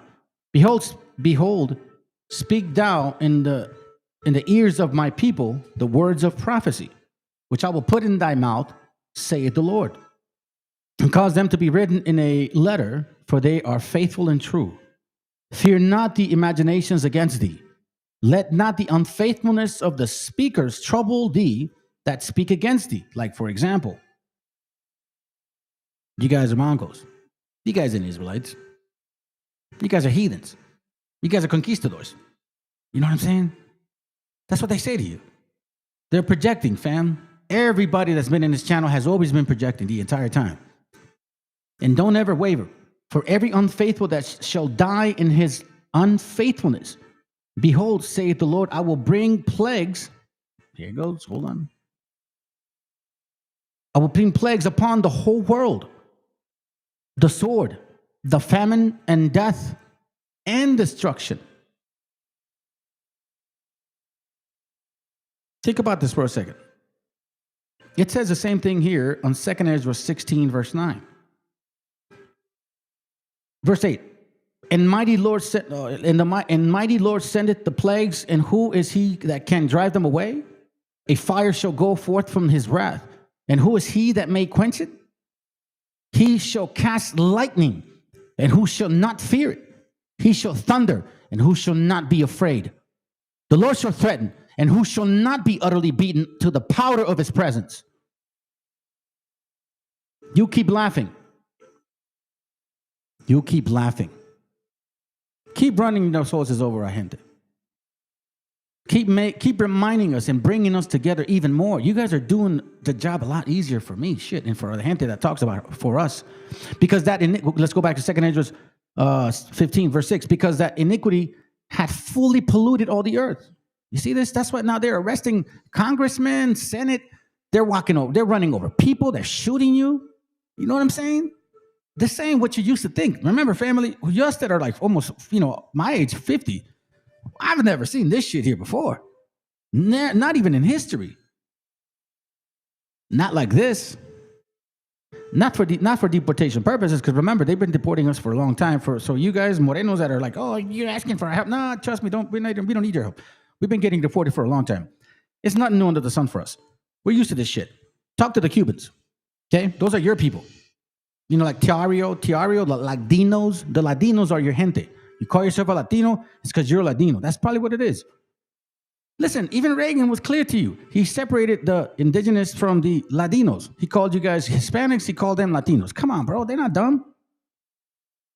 Therefore, say the Lord, I will hold my tongue no more for their wickedness. They do ungodly. Neither will I suffer in the things that they do wickedly. Behold, the innocent and the righteous blood crieth unto me, and the souls of the just cry continually. Let me get some of those things in there for you, bro. Just slow down for me, okay? Because if you start putting stuff and then I catch it later, then it's not going to make sense. So just slow down. 2 Ezra 9 and 7, it says, and everyone that shall be saved shall be able to escape by his works and by faith, whereby ye have believed. This is good right there. Faith and works. Not by white Jesus, not by black Jesus, not in some camp, not in some church. Self-examination, true repentance, true sincerity. If you're in this, if you believe in this Bible because he looks like you, you're fucked. If you believe in the scriptures because you want a kingdom, you're fucked. Because you want women, you're fucked. Because you want gold, you're fucked. Because you want slaves, because you want, rulership, you are effed. You're on the wrong train and on the wrong track. Because if this is not about complete repentance, forget whatever comes after. I can't even wrap my mind around that shit. I know for a fact that I have something in my spirit, within my chest that says, bro, you need to get it right. You need to do it right this time. Which is why I try to honor my wife more, my kids more. I try to be more with me today. I'm more mindful of how the sin moves within my brain. I pay attention to these things. I know when it tries to trigger me and shit. I don't get easily fooled. I don't get easily moved. I'm not angry at my gente. I'm not hateful towards the enemy. I'm mad at y'all, but I'm not hateful. Because I know for a fact, if I have any spirit of hate in me, I'll never see I won't even get a chance to smell it. Not even that. And everyone that shall be saved and shall be able to escape by his works, because that shit is a lot of work. A contrite heart and a broken spirit, that's all it's asking for. He doesn't want you to be brave and strong and proud, like, I'm the fastest, strongest, Man, get out of here with that shit. Do you want a lot of women? You can have them already. That's what BHI teaches. Multiple wives, you can fuck around and go to some strip joint. Bro, if you guys are in these scams still stuck on that shit, well, listen, you deserve to be burned. Because you don't even give a damn of the fact that you sinned so much, you've done so much bad to people, that you just want to ignore it and like turn the page and shit like, I never did nothing wrong, like sweep it under the rug. The scriptures talk about, don't leave nothing behind. Make sure that you check every single crevices. And everyone that shall be saved and shall be able to escape by his works is because that shit is hard. And by faith, because you hope that, man, you know what? I don't know what's next, but I hope that whatever I'm doing it right. It's the spirit that quickeneth, the flesh profited nothing. And all these BHI cams and these Christmas Christians and these Islamic idiots, they're all about flesh, fam. Oh, I want to show my beard. Look at my dress and Islam and all. Bro, listen, for real, bro. Look at how you guys are fighting with each other. You kill your own people. Yet you're using scriptures to claim some stuff. Then it says, whereby ye have believed shall be preserved from the said perils, and shall see my salvation in my land, and within my borders, for I have sanctified them for me from the beginning. It's chosen. His people. God never changes. Our Creator never changed his mind. Because Christians went about, oh, well, like God destroyed the Israelites. Shut up. You don't even know what you're talking about. That's why Abraham talked about Abraham. I'm sorry. That's why Paul talked about Abraham the entire time in the New Testament. And you guys have no idea what he's talking about. You're so confused because you just don't understand, but yet you want to doubt it. Look, you have to absorb and chew the whole volume of the book, man. Maybe you should listen to some brothers that know what they're talking about if you're confused. Micah 6:2, hear ye, O mountain, the Lord's controversy, and ye strong foundations of the earth, for the Lord has controversy with his people, and he will plead with Israel. Now that's punishment to us. Think about that for a second. Let me follow you real quick, and then we'll move on. 7:2:1, gather yourselves together, yea, gather together, O nation I desire. Why? Because that's exactly what he wants. Just like we were together punished, together we will also find salvation. And you better accept destruction for the enemy, because if you don't, then guess what? It's just like having faith and no works, or having works and no faith. Then it's all about, oh, I have a beard, I have fringes, I'm telling the white man he's evil, and please, bro, you stupid. Let's go back. 2 Ezra 15:7. Therefore say the Lord, I will hold my tongue no more for their wickedness they do ungodly, neither will I suffer thee in the things that they do wickedly. Behold, the innocent and the righteous blood crieth unto me, and the souls of the just cry continually. You heard the sister, she was crying for her child. She didn't think about herself. She was like, my son, he's in school. My son's in school. And did you guys care? Nah. You saw a spick. You thought wetback operation. That's what you did. Behold, my people is led as a flock to slaughter. I will not suffer them now to dwell in the land of Egypt, but I will bring them out with a mighty hand and a stretched out arm, and smite with plagues as afore, and will destroy all the lands thereof. So I sometimes think about this, man. I talked to my wife about this. I was like, do you think that these things are happening to our people because the Most High is saying, get out of Babylon? Get out of Babylon. And he's technically doing them a favor. Because you know how sometimes things work a certain way? I don't know, man. These are just conversations, family. Egypt shall mourn, and the foundations thereof shall be smitten with the plague and punishment that God shall bring upon it.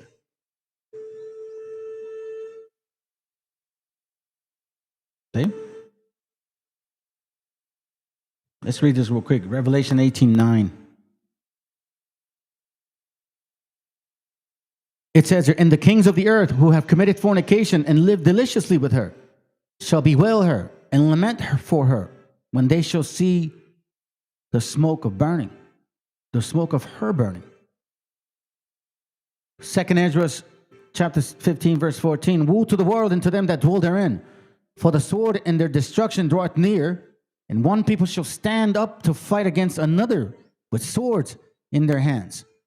For there shall be sedition among men, and one shall invade another.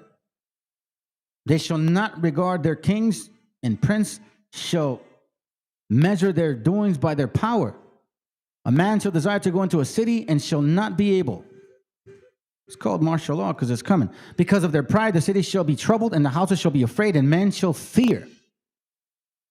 Then it says, a man shall have no pity upon his neighbor, but shall destroy their houses with the sword, and their goods shall be spoiled for the lack of bread and because of the great trouble. Now check this out. This is interesting because I remember watching this real quick, and it's called, here, let me see the trailer real quick. Civil War trailer. Check it out. 19 states have seceded. The United States Army ramps up activity. The White House issued warnings to the Western forces as well as the Florida Alliance. The three-term president assures the uprising will be dealt with swiftly. Let me know if you want to try anything on. Are you guys aware there's like a pretty huge civil war going on all across America? We just try to stay out. With what we see on the news, seems like it's for the best.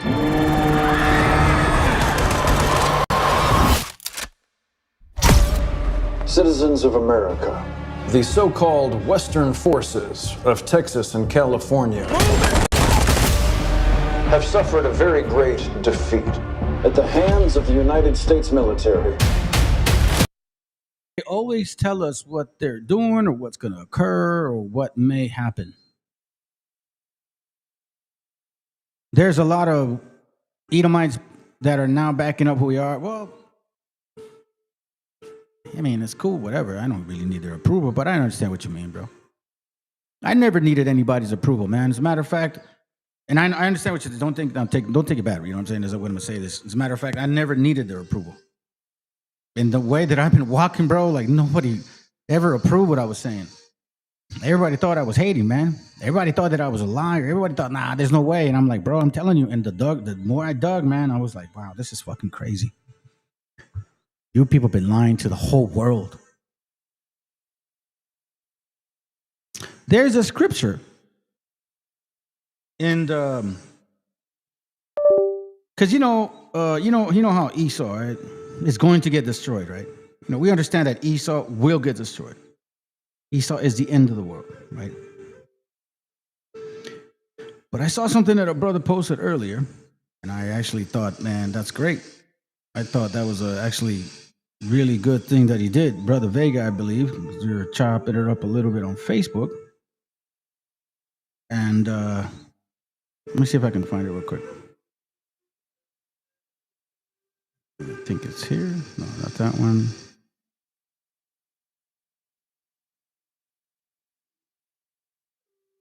Give me a second. I guess I lost it. He had used, let me see, maybe I can get it here. Hold on, give me un momentito, por favor. He said, let me see, he went to Jubilees, and I think he went to 20, no, not 28, 10, I think. Yeah, 10. There's a tongue and cans. Let me see. Let me see if I can find it. I'm going to use one more word.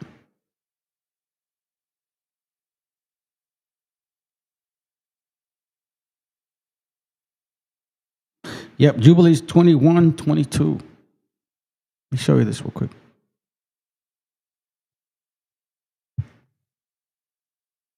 Jubilees 21:22. Look what it says, family. Hold on. 21:22. No, 21. Let's see. Beware. Let's touch it warm. Hold on a second. Because I think this is one behind. Hold on, let me go to the first verse. My bad, family. Let me try to get this real quick because the brother did post something. It was interesting. I know why. I went to 22. 21. 22. Oh, my bad. 22. Pendejo. 21.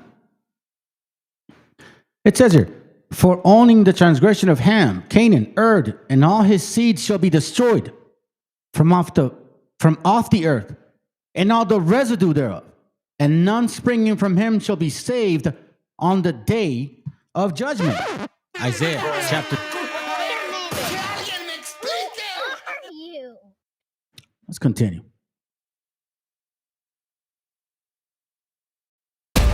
Mr. President, do you regret the use of airstrikes against American citizens? They're moving to D.C. today. We need to go down there. They shoot journalists on sight in the Capitol. Every instinct in me says this is death. What? Every time I survived a war zone, I thought I was sending a warning home. Don't do this. But here we are. There's some kind of misunderstanding here. What? Well, you're American, okay? Okay. What kind of American are you? You don't know? See? Mm-hmm. I believe that a lot of Edomites are out there, helping our people out because they, I think,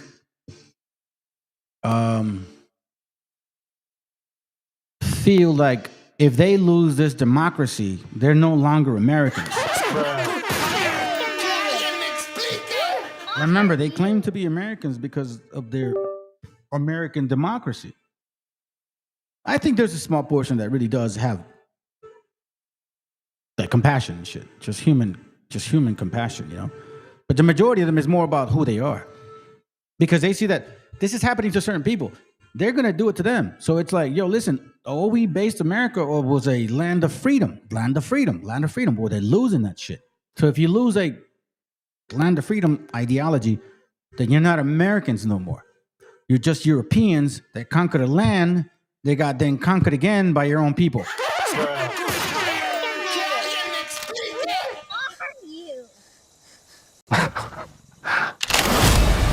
The Western forces will reach the White House on July 4th. Oh my God. Get in the car! Get in the car! Move, move, move! You're gonna hang back. I'm not hanging back. One nation under God, indivisible, with liberty and justice for all. Go, go, go, go, go! Damn fucking right. 100% true. So let's bring it out in regards to regarding Esau. Let's go to it real quick. Matter of fact, I'll go to Ezekiel. I think it's Ezekiel, right, Joey? Ezekiel 28, I think, if I'm not mistaken. No, Ezekiel 27. Lament for Tyre. Hold on a second. Hold on, let me go back. Could prophesy against Tyre. Tyre 28, I think, against Tyre. Against Sidon. Against security. Hold on, maybe it's 25. Ammon. There it goes. Moab and Seir. See? Prophesy against Edom. Ezekiel 25:12. Thus say the Lord God, because that Edom had dealt against the house of Judah by taking vengeance and had greatly offended and revenged himself upon them. Therefore, thus say the Lord God, I will also stretch out my hand upon Edom. You know, the Odin worshippers, Wotan, Valhalla, Chaos, Chaos, the deity of the Edomites, you know, the ones that are like the Franks, the Goths, all of those people, those Europeans, the ones that eventually became Romans. It's a long story in this whole thing. Therefore, thus say the Lord God, I will also stretch out my hand upon Edom, and I will cut off man and beast from it, and I will make it desolate from Teman, and they of Dedan shall fall by the sword. And I will lay my vengeance upon Edom by the hand of my people Israel. Shit. And they shall do in Edom according to my anger and according to my fury, and they shall know my vengeance, saith the Lord. 28:25. Ezekiel chapter 28:25, it says here, thus say the Lord God, when I shall have gathered the house of Israel from the people among whom they are scattered, and shall be sanctified in their sight of the heathen, then shall they dwell in their land that I have given to my servant Jacob. Are you sure? Yeah, when I was talking about Edom, bro. Talk about Edom. Remember Edom? That was the point. Edom. Right? Edom. This is we're talking about Edom here. Let's continue. God bless America.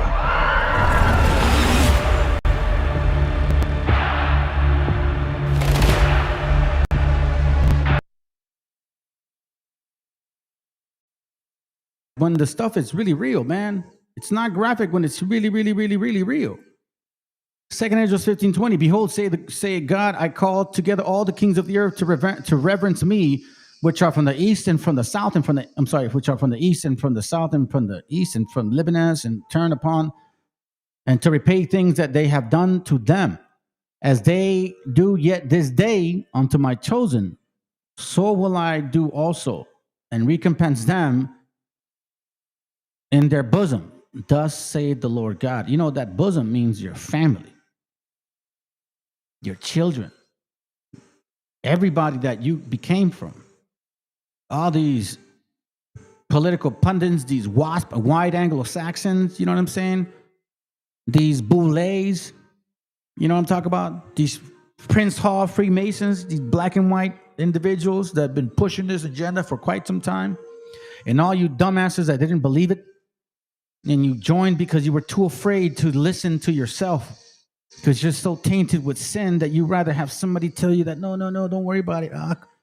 Just replace whatever you're going through. That's why BHI told you guys, hey, leave your woman, replace it with something else. Why? Because they don't have no patience to work with what they have. That's the difference between Israelites, Canaanites, Edomites, and Ishmaelites.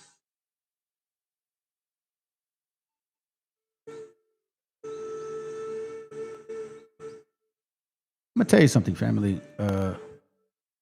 Scriptures talk about that. Out of all their works, out of all their attempts, it's not going to come to fruition. They're doing what they're doing, but it's not going to come to fruition. It says here, Psalms 8:64 and 8, so they shall make their own tongue to fall upon themselves. All that see them shall flee away. So technically, we see these things occurring. Like, I'm like thinking, bro, are you guys really trying to decimate your own selves? Like, we're talking about food and all these things. Your people, and definitely Canaan ain't going to help you. 2 Ezra 16:1, woe be unto thee, Babylon and Asia. Woe be unto thee, Egypt and Syria. Verse 18, the beginning of sorrow, the great mourning, the beginning of famine, the great death, the beginning of wars, and the power shall stand in fear. The beginning of evils. What shall I do when these evils shall come? All you have to do, family, is repent. If you really are sincere about this walk, then you're not expecting anything but forgiveness. That's it. Behold, famine and plague, tribulation and anguish are sent as scourges for amendment.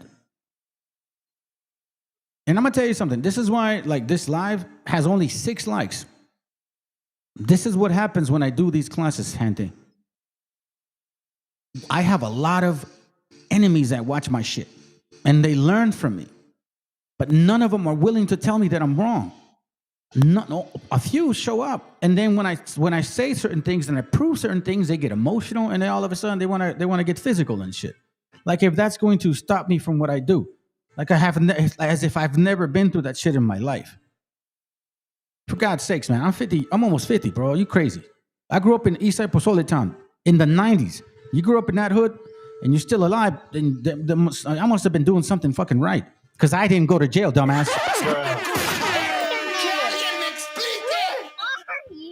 But for all these things, they shall not turn from their wickedness. 12-tribe chart, Christmas Christians, Christmas, Thanksgiving, birthdays, all that shit, hating your brethren, claiming to be like, oh, I'm the expert of the northern kingdom, and you hate your brothers. You're a joke. Nor will be always mindful of the scourges. Here's where it gets interesting. Behold, visuals shall be so good cheap upon the earth that they shall think themselves to be in good case. Remember? Walmart's 99-cent stores, America was like, yeah, our dollar is the greatest. Well, guess what? 99-cent stores are not here no more. The eggs are like 12 to 18 bucks. Or maybe 7 if you get the sprayed ones. 99-cent stores, you don't get that no more. And even then shall evils grow upon the earth, sword, famine, and great confusion. Like, what the hell's going on? You see people over there protesting, like, whoa. And yet their own people are walking over them with horses, with batons, shooting them with pellet guns, like plastic ones. But still, man, you're shooting them. They're just standing there. This didn't happen with Black Lives Matter. This didn't happen in January 6th. But as soon as you so-called indigenous people want to complain, yeah, they want to use horses and shoot your ass. Job 20:20, surely he shall not feel quietness in his belly. He shall not save of that which he desireth. Now, that's what in verse 22.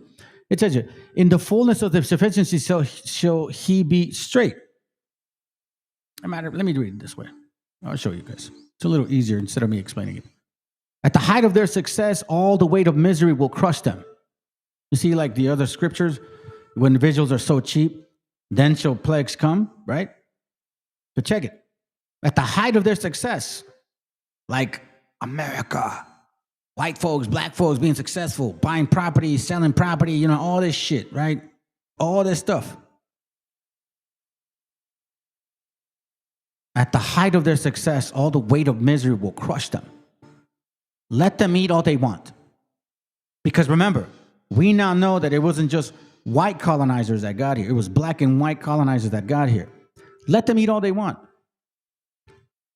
I'm letting you. God will punish them in theory and anger. Canaan and Edom. Canaan and Edom. He made sure that you're not going to be around here no more. You guys of the destructive seed. You got no soul. You guys are so hateful. Wicked ass people. Wicked ass Canaan and Edom. Let them eat all they want. God will punish them in theory and anger. When they try to escape from an iron sword, a bronze bow will shoot them down. Arrow sticks through their bodies. The shiny points drip with their blood, and terror grips their heart. That's like the Fopi prophecy. Everything that they have saved is destroyed. A fire not lit by human hands burns them and all their families. Heaven reveals their sins, and the earth gives testimony against them. What did we learn? Black and white colonizers since 1492. Heaven reveals their sins. You fuckers lied to us. On one hand, you got the white man saying that the black man never helped you. On the other hand, you got the black man saying they never caused slavery, yet you guys were both working towards slavery. In 1865 was when shit changed for you. All their wealth will be destroyed in the floods of God's anger. This is the fate of the wicked people. The fate that God assigned to them. So I tell you, brothers and sisters, man, if you're watching this channel, man, and you're kind of a little bit confused, but there's something within you telling you, like, let me continue listening, then you're on the right path. You're right now on the wrong train, but you're on the right track.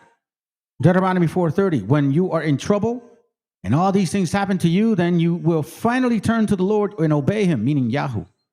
He is a merciful God. He will not abandon you or destroy you. And he will not forget the covenant with Abraham, Isaac, and Jacob that he made himself made with your ancestors, Abraham, Isaac, and Jacob. Which is why when you guys just go to Romans 4, talks about Abraham. What shall we say then about that Abraham? I'll go here, simple stuff. What shall we say then of Abraham, the father of our race? Abraham, Isaac, and Jacob. He was out of Shem. He wasn't a Hamite or a Japhite. I know Black Americans, I don't know where Abraham came from. Yeah, you stupid. You dumb Roman. That's what you are. You're just a dumb Roman.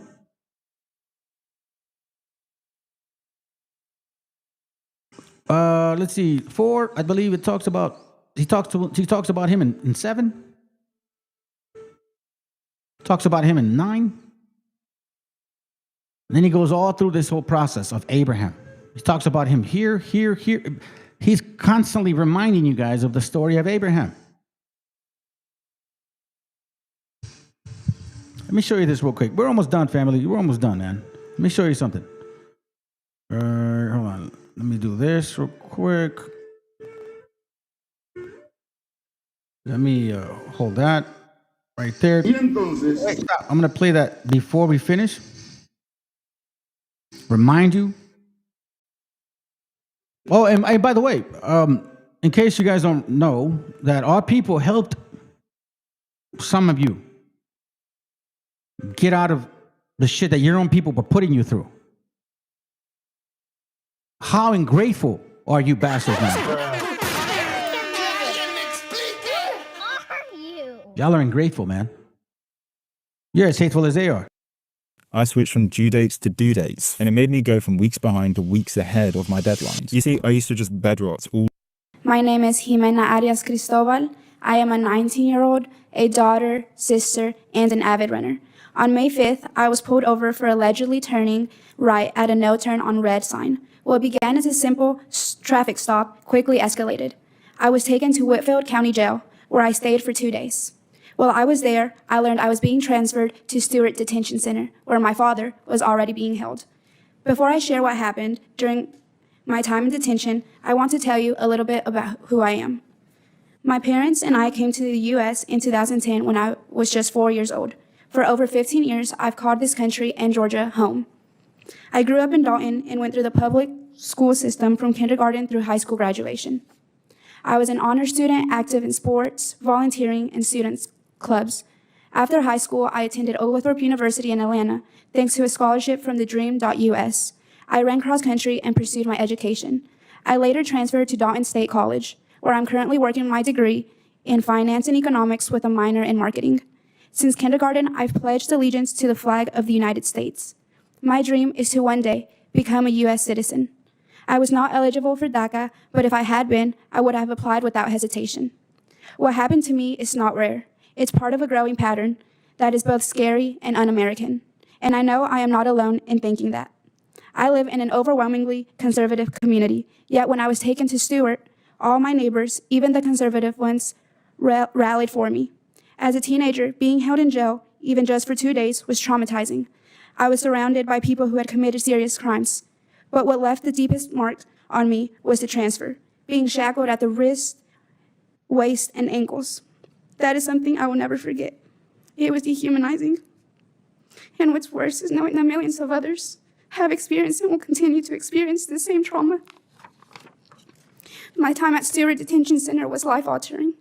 Stewart is a private detention facility known for its mistreatment of immigrants.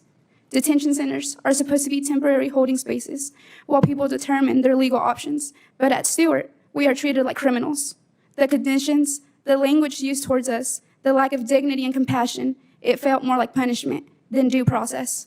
Due process is supposed to mean fairness under the law. But inside Stewart, people are denied the basic right. We are left in the dark about our cases. Legal help was scarce. We were treated not like individuals with rights, but like numbers in a system designed to break us. I was held at Stewart for 2.5 weeks before being granted a minimum bond of $1,500, thanks to my incredible attorney, Dustin Baxter. My time there was short compared to others, but the emotional weight was unbearable. I witnessed mothers, daughters, and sisters suffer daily under cruel and unnecessary conditions. What's happening inside detention centers like Stewart is not just a legal issue, it is a human rights issue. I'm grateful to have the opportunity to share my story, but my story is just one of many. Every day across this country, people, many who have lived here nearly their whole lives, are being detained without access to fair legal representation, without proper care, and without the basic dignity all people deserve. I am not just an immigrant. I am a human being. I am a Georgian, and I am an American without papers. I hope my story opens eyes and hearts to what really is happening, not just to me, but to thousands of others. No one should have to go through what I did. We need a system that reflects our values of justice, dignity, and due process. Instead of arrests and detentions and threats of deportation, wouldn't it be better if we had the chance to become legal American citizens? Thank you so much for listening, for caring, and for taking action. And thank you for your powerful testimony. Thank you for being here today. You were pulled over for a traffic violation. Yes, I was, one that I didn't commit. Mm-hmm. You came to this country at the age of 4? Yes, sir. Do you remember the family discussion about coming to the United States? No, I don't have any memory before the age of 7 or 8. When I want to know something, let me say something, because I know you dumb Edomites are going to be like, oh my gosh, she's stupid. No. Here's what she means by that, okay? As a parent, you protect your kids like as long as you can. And right around 7, 8 years old, you start becoming aware of like your surroundings because your parents protect you. Like, you know what I'm saying? You have fun, you have your kids. Your parents are like, no te preocupes. You know, nosotros estamos haciendo eso, blah, blah, blah, blah. So you're just like, you don't really know what's going on. That's what she means. But she really didn't know. She came here and, things happen. She had parties, birthday parties, whatever. People typically do that. And food, go to work, school, blah, blah, blah. And then once 7 or 8 years old, that's when she's like, oh, we came here. That's when it starts resonating. Let me get them scriptures for you, bro. Thank you for sharing, man. Thank you. Psalms 7:11. 7:11. It says, God is my protector. He saves those who obey him.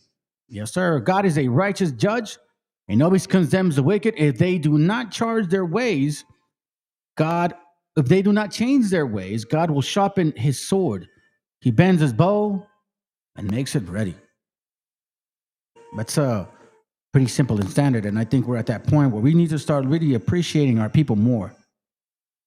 We need to start appreciating our people more. Period. Period. Period. That's something we never did in the 80s, in the 70s, in the 90s, in 2000s, in 2010, earlys. Now we're in the 20s, and now we're like, man, shit, man. Like now we have to start compassion for our own kind. There's nothing wrong with that. That's understandable. Yeah. So I look at your situation, and there's only one ray of hope in the whole thing. When you say your community rallied around you, even though. Yeah, I don't want to hear that because, you know what I'm saying? It ain't going to make no difference. We already know what they're going to do. Let me show this to you guys real quick. Oh, by the way, here's a, no, matter of fact, I'll move it back. I'll play this in one of the end parts. One of the end parts, bro. Come here, wait. Okay. So let me do this real quick. This is going to go for several minutes. This is a representative de Mexico, se llama Noroña. The real estate market is...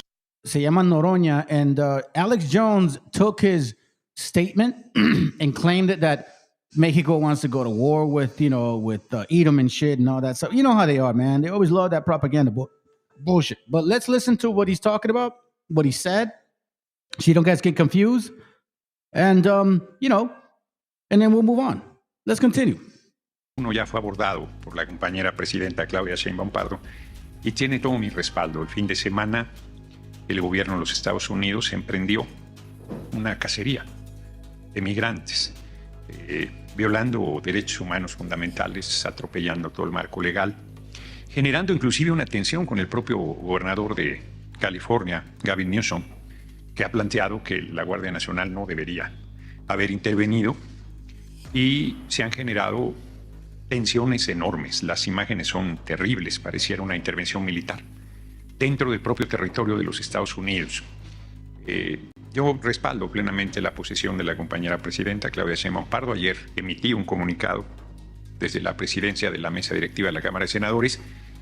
Pienso hacer un pronunciamiento el miércoles en mi condición de presidente de la Comisión Permanente, y si, como ha sido en otras situaciones, quieren hacer debate al respecto, tengo mayor inconveniente.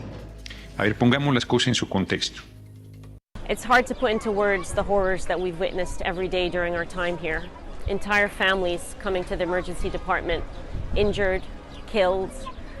Stories of a father walking around barefoot, desperately looking for his now dead children. Of a mother who gave birth only 7 days ago who cannot find her newborn baby or her 9-year-old child, later to find out that both are trapped under the rubble and dead. Of a 14-year-old boy whose entire family has been killed, who's now receiving extensive surgery for his wounds, wishing that he himself was killed too. Or of our colleague who this morning, a nursing colleague from the operating room who this morning was killed and we weren't able to resuscitate him. These are just some of the horrors that we witnessed during our time here. People here are desperate for safety, shelter, food. Please do everything in your power to help those who so desperately need your help here in Gaza.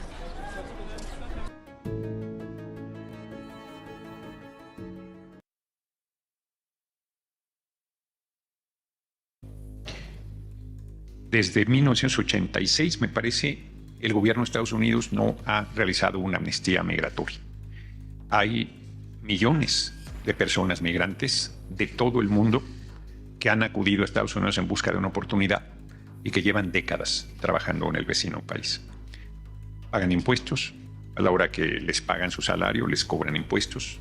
Casi todas las mercaderías en Estados Unidos cobran impuestos, y la gente, tú cuando vas a pagar no te dicen eres turista, eres migrante, eres ciudadano, eres residente. No, tú pagas impuestos de igual manera. Contribuyen, se calcula que el 80% del ingreso de las personas migrantes se queda en Estados Unidos. O sea, si ustedes hacen números de lo que envían de remesas, se multiplica. Se saca una regla de 3 con un 80% adicional. Y esa sería la cantidad que queda en Estados Unidos. El gobierno de Estados Unidos ha decidido instrumentar una política migratoria totalmente violatoria de derechos humanos y de los propios procedimientos legales establecidos en el marco legal vigente en Estados Unidos. En ese marco se han dado estas enormes tensiones realizadas este fin de semana, particularmente en la ciudad de Los Ángeles. Yo quiero invitar al señor Tom Homan, que es conocido, tiene un nombre larguísimo, pero es conocido como el zar de la frontera. Él fue policía en Nueva York, ahí empezó su carrera política. Su padre fue policía, su abuelo fue policía, tiene vocación. Después entró al servicio de inmigración, ICE, lo ha encabezado y se ha caracterizado por sus políticas, pues francamente racistas. Y está... Wait, I'm looking for a memo that came out. My wife was telling me about it. She's looking for it as well. But it talks about, this Holman. He looks to me, I'm sorry, but he looks like Down syndrome and shit. No offense to you young individuals or older ones that have that condition, because that's offensive if you look like him. But he looks like that, and he talks like a drunk. And as we can see that, Trumpet Man, and not even, dude, this guy is so good at selling that he sold white folks the idea that it's okay to look orange. You know what I'm saying? Like, the fucking guy sprays orange paint on his face, and you guys just completely think it's normal. Let's continue, man. En California, como jefe de esta andanada militar. Pues hay tanquetas. Una periodista, Lauren Tomasi, fue herida con una bala de goma del canal 9 News Australia. Yo invitaría a Tom Homan a que visitara la Plaza Olvera de Los Ángeles. Ahí se fundó la ciudad. Y que vea los nombres de las personas que la fundaron. Lo invitaría a que reflexione en el nombre de la ciudad. No se llama The Angels, se llama Los Ángeles. Lo invitaría a conocer un poco más de la historia de California, cuya capital se llama Sacramento. Las principales poblaciones... Damn, bro. Yeah, they're claiming that, that they're being raised, been discriminated against. That's a great point, bro. Which reminds me, estudiante, I'm going to need your help on my next class, because we're going to go into the meaning of words. Because you remember we talked to me about this years ago. The next topic is the meaning of words, like entertainment, ego, television, or entertainment. If you break that word down in 3, it means something else. Thank you, brother, for sharing it. So if you can make some time, I know how you work, bro. So you know what I'm saying? Do your due diligence. Give me some words so we can break that shit down. Let's go. La bellísima ciudad de San Francisco, San José, Santa Bárbara, Santa Cruz, Fresno, Santana, San Bernardino. El Cajón. Lo invitaría a que reflexionara sobre que la ciudad de Los Ángeles tiene 70% de población mexicana. Es la ciudad con más población en el mundo después de la Ciudad de México. San José 30. You guys hear what he's just said? Listen. Lo invitaría a que reflexionara sobre que la ciudad de Los Ángeles tiene 70% de población mexicana. Es la ciudad con más población en el mundo después de la Ciudad de México. Do you hear that? It's the next city with the most population next to Mexico, and 70% are indigenous people, Meshiacha brothers.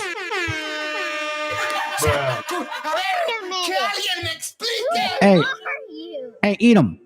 Proud Boys, Christmas Christians, Matt Walsh, all you homos in the closet. ¡Viva México, cabrones! If you have somebody like Fuentes saying that having sex with women is gay, liking women is gay, bro, that just tells me that all of you are gay. You're just trying to be manly because you're so, you know what I'm saying? You know what I mean? Like, you just really deal with that shit. But again, we know how Roman works. We know Edomites love that stuff. We know that Edom, Rome, Greek, you guys always like that stuff. You know what I'm saying? You like the pedo shit. That's in your history. So you try to play this role like you're so tough, and in secret, you turn Sakari on us.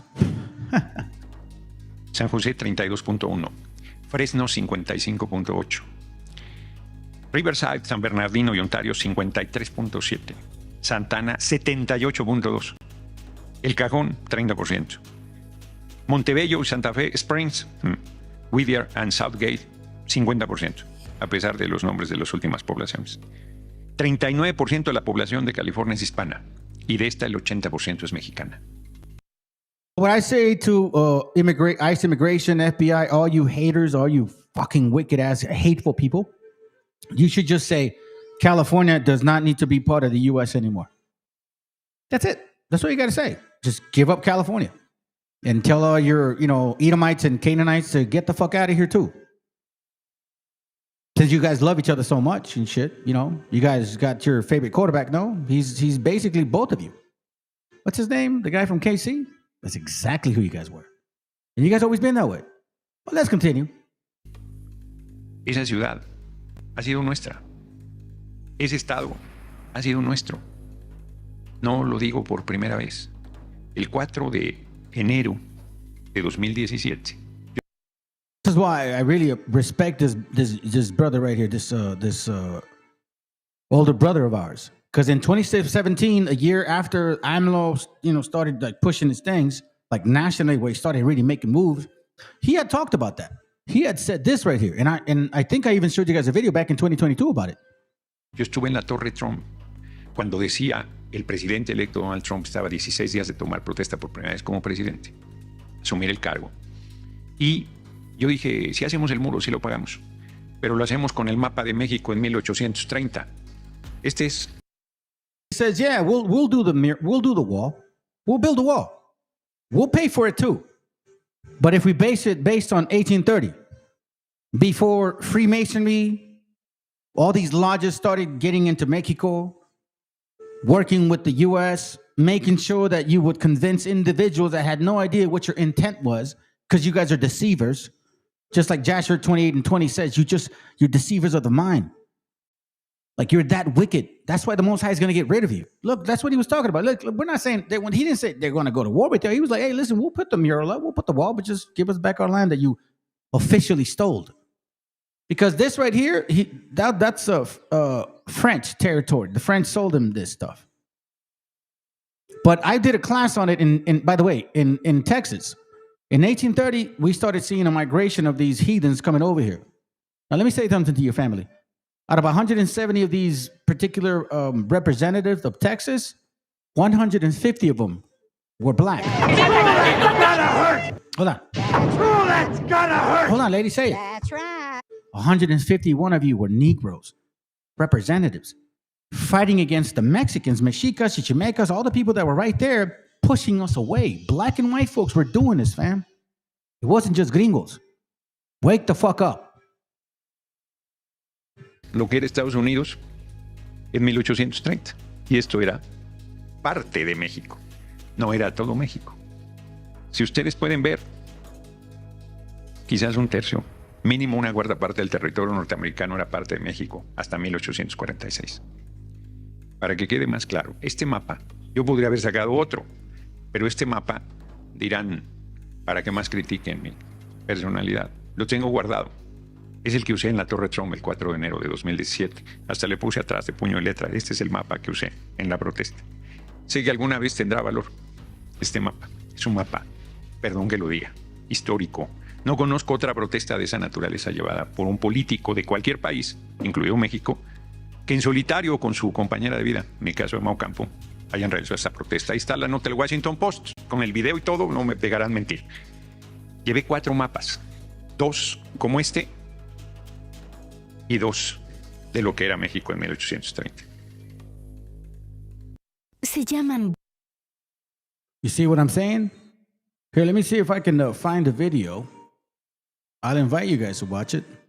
I don't know if I don't think I'll play it. I mean, honestly, man, because I don't like to go I think I should stop doing these, like, you know, when in the moment type of. Let me put a video up. You know what I'm saying, like, because then it long wins the whole situation. But let me see. This is it right here. Let me see if I can find it. Hold on. Cuevas, I think. No, that's not it. Hold on. I did it back in that's more than 7 months ago. Let me see if I can get it real quick. No, not that one. Okay, so let me show you exactly what I'm looking at, right? Let me show you what I'm looking at. As you can see, I got a lot of videos. 628, okay? So I'm looking for, and there's a lot of topics. That's I use the same thumbnail on that one, basically. There's a lot of topics. I go to a lot of different things, but I also do a lot of repetitive stuff because I think that that's just the way the mind works. Sometimes we forget. It's like, what was that he was saying? What book did it bring out? What video was that again? Right? So back in, I believe, but we're getting close because I do recall the pattern here that I'm following. I mean, when I'm looking at when I'm looking at the videos, I understand exactly what the pattern was. It was somewhere around. Give me a second. Damn, it was a while ago. Fuck. No, it's not that one. Let me check it out real quick. There it goes right here. No, not that one. Sanguinary Wars. Not that one. That's not it. Guadalupe. I think it was this one. The Guadalupe Hidalgo scam. It was this one right here, I think. Let me go ahead and check also. It was also can't remember his name, Jose Cuevas or some shit like that. I did this one about, I kind of got off track on that one. So, I don't, whatever. You guys have a chance to look at it. But let me go look for the video. Let me look. Just be patient, fam. This right here is a very good one. Partus Equitur Ventrum. You'll understand exactly what that means if you look at it. Unless these people took it off and I didn't even notice. I've done so many videos, I don't even know if YouTube takes them off sometimes, man. I need some of you guys to let me know and shit. I think they did take it off. Oh, what the fuck? That's crazy. They did take it off. Okay. Well, I think I did it again. And it was, I did this one. Where are you, cabrón? So here goes. Is that this one? The Monroe Doctrine visited? No, that was not it. Oh, that's what I'm talking about right there. The deception, the history of the deceptive Negro. 151st blacks, men of Texas, representatives. It wasn't just white folks that helped take Texas family against our gente. It was black and white folks. Both of them worked together. They've been doing this for a long time. After 1865, they got butthurt and shit between themselves. This is right. That's it right here. This one. So I would suggest to look at this one, the Freemasons, the root of the Mexican. Just right here, the Mexican War of 1848. Man, I can't believe only 200 people saw this shit. This is actually exactly goes into the history about how they took our lands. Oh, yeah, that's right. I'm streaming over here. How they took our lands. I don't know. Maybe I'll play it. I don't know yet. You guys let me know, man. You guys post it on hey, we'll watch it again or we'll watch it on our time. Let me know. Let's go.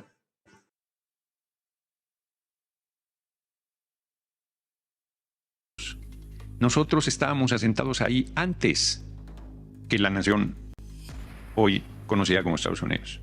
Los tratados de Guadalupe Hidalgo establecen derechos para la gente asentada en esos territorios que no se respetaron. La ciudad de Nuevo Laredo era una ciudad mexicana. Y la ciudad de Nuevo Laredo se formó con los mexicanos que vivían en Laredo y que no quisieron quedar del lado de los Estados Unidos y se vinieron a lo que es territorio nacional. Con esta geografía, ¿cómo puede hablar de liberar Los Ángeles y California al gobierno de Estados Unidos? ¿Liberarlos de quién? Los mexicanos y mexicanas que están asentados en ese lugar están asentados en lo que ha sido su patria. He said, We're here because the line, that imaginary line that the Anglo created, was created imaginary. We never left our town. So for you black and white folks calling us illegals, guess what? You're just projecting. So let's stop with the bullshit. Stop lying about 1619. Stop lying about Willie Lynch letter. Stop lying about supposedly that you guys went through slavery because the white man did all this shit. No, stop it. Stop it. We already know the white man's lying. Now we need you to admit that you've been lying this whole fucking time. Remember that leader of the Proud Boys, he's an African with a Spanish last name, just like they were named and how they were African back in 1492. Huh.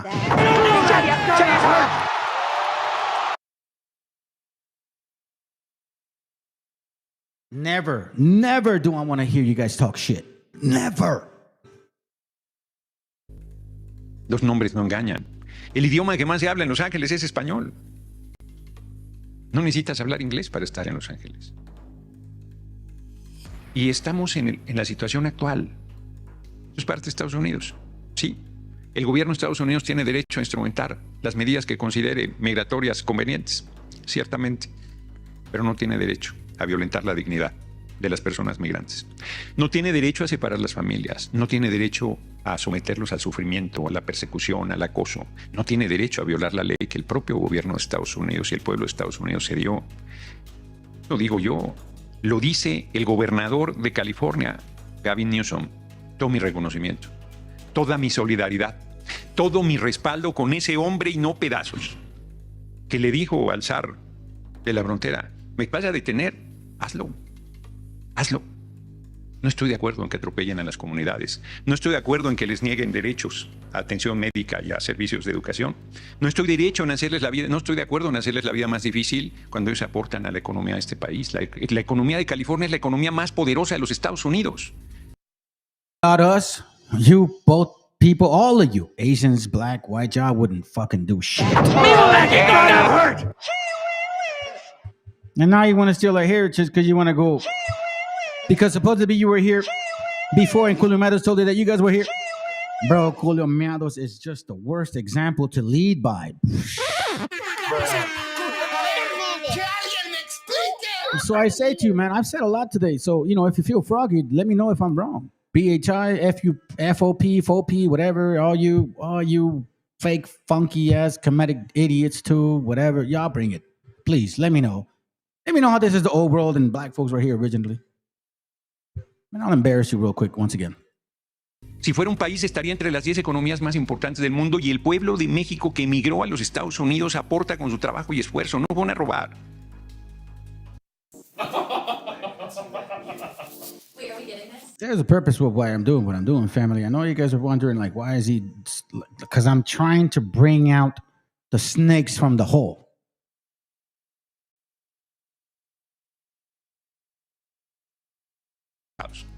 Ellos no fueron a robar, no fueron a estirar la mano, no fueron a pedir limosna, no fueron a pedir clemencia, no fueron a pedir nada. Todo lo que tienen lo han ganado con su trabajo y con su esfuerzo. Y es el gobierno de Estados Unidos el que no abre una ventana para regular su situación migratoria, porque así conviene a los intereses económicos de Estados Unidos. Es inaceptable. Es inaceptable. Es un trato discriminatorio, es un trato infame, es un trato repudiable. Guardo aquí todavía la carta que me envió.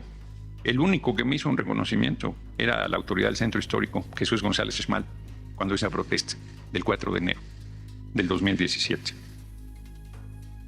Mis reliquias. 8 años. 8 años de esto. Y como lo dije ayer en mi videocharla, son las caras de una misma moneda.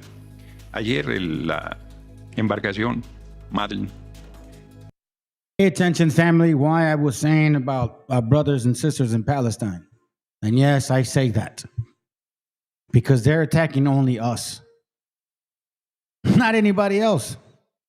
And they're invading their land in a microcosm.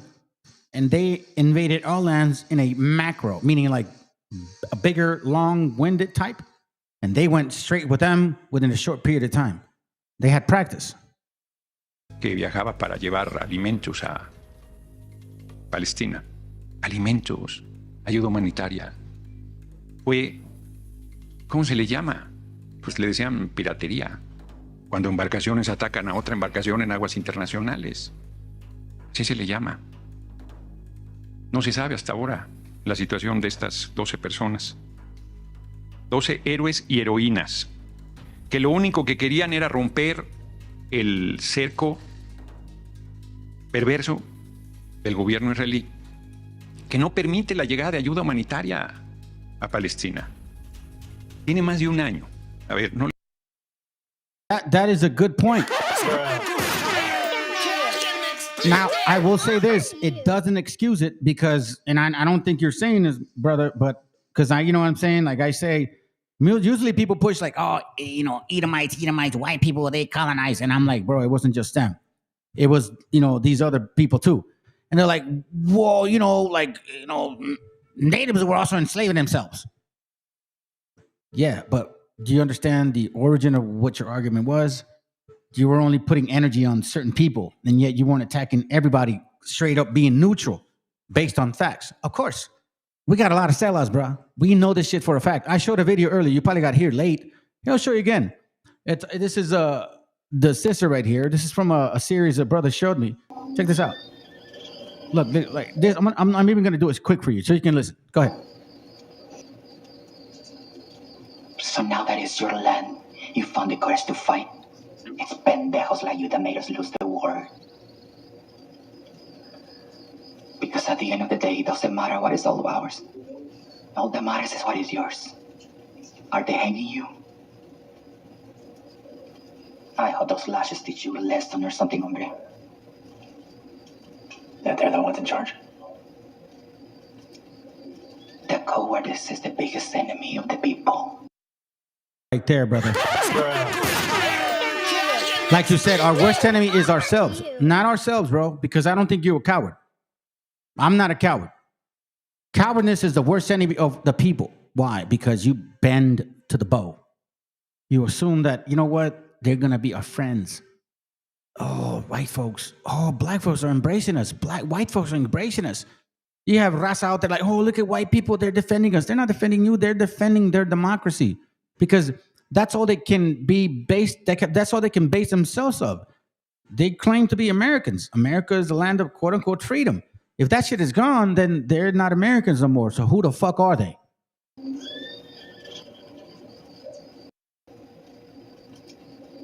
The cowardice is the biggest enemy of the people. Calvinist is the biggest enemy of the people.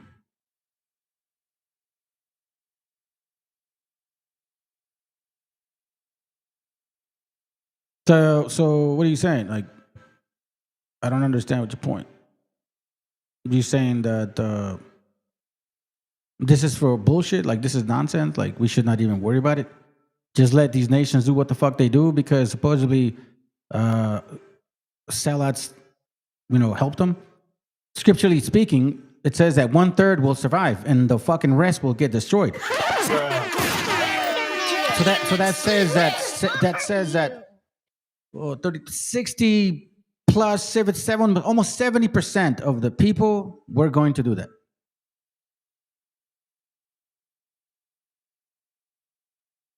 Yeah, but she's not indigenous, bro. And you know that. I know who she is. She's not indigenous. You know that, bro. She's not, bro. So come on. I follow politics over there. I've been following AMLO since 2016, man. I've been following their politics since 2016. I know who Lili Tellez is. I know exactly who she is. My sister still lives in Guadalajara, by the way. And she was like leaning PRI and shit, because you know she's a business owner or whatever, and I kind of know exactly what was going on. And she's Lili Tellez fan. I know who that broad is. I know exactly. So it's all about indigenous understanding. We know that not all quote unquote Mexicans are Mexica, indigenous. Keep in mind. But again, it goes back to scripture. Now, if you're here to listen to scripture, then you should understand that 1/3 will only make it.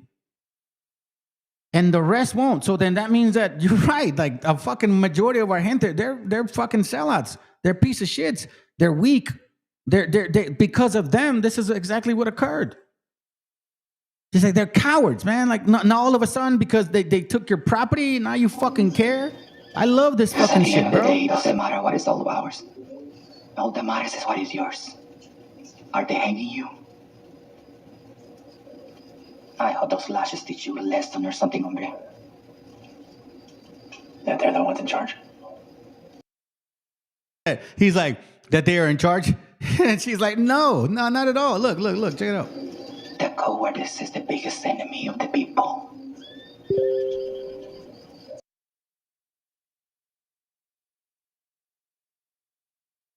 You know what? That's a good question. I'll say this. AMLO trusted her just based on the concept of politics, right? Let's just put the Bible aside. AMLO trusted her. I don't really know what her story is about, like in regards to. I know she's Ashkenazi. I know that she's from Lithuania. I think so. But AMLO trusted her. Now, again, I know some history about him, regarding, the lodges and all that shit, right?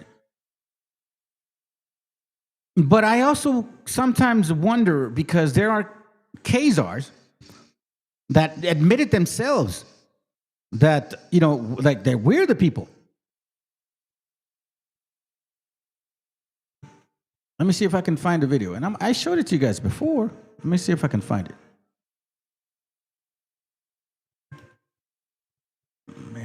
Cool. Let me see. Let me see if I can find it. If not, I'll look for it. But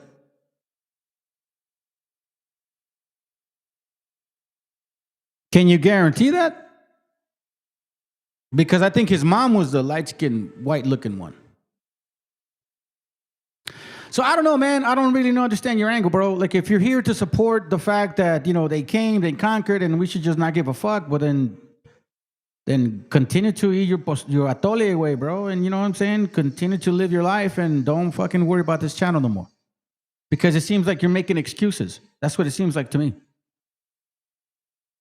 At every angle. I've been giving you answers and shit, and you still want to throw some other angles. Like you throw Claudia, which I know she's Ashkenazi, then I say AMLO, and you say he's Spaniard. So I don't know, man. I don't really know your angle.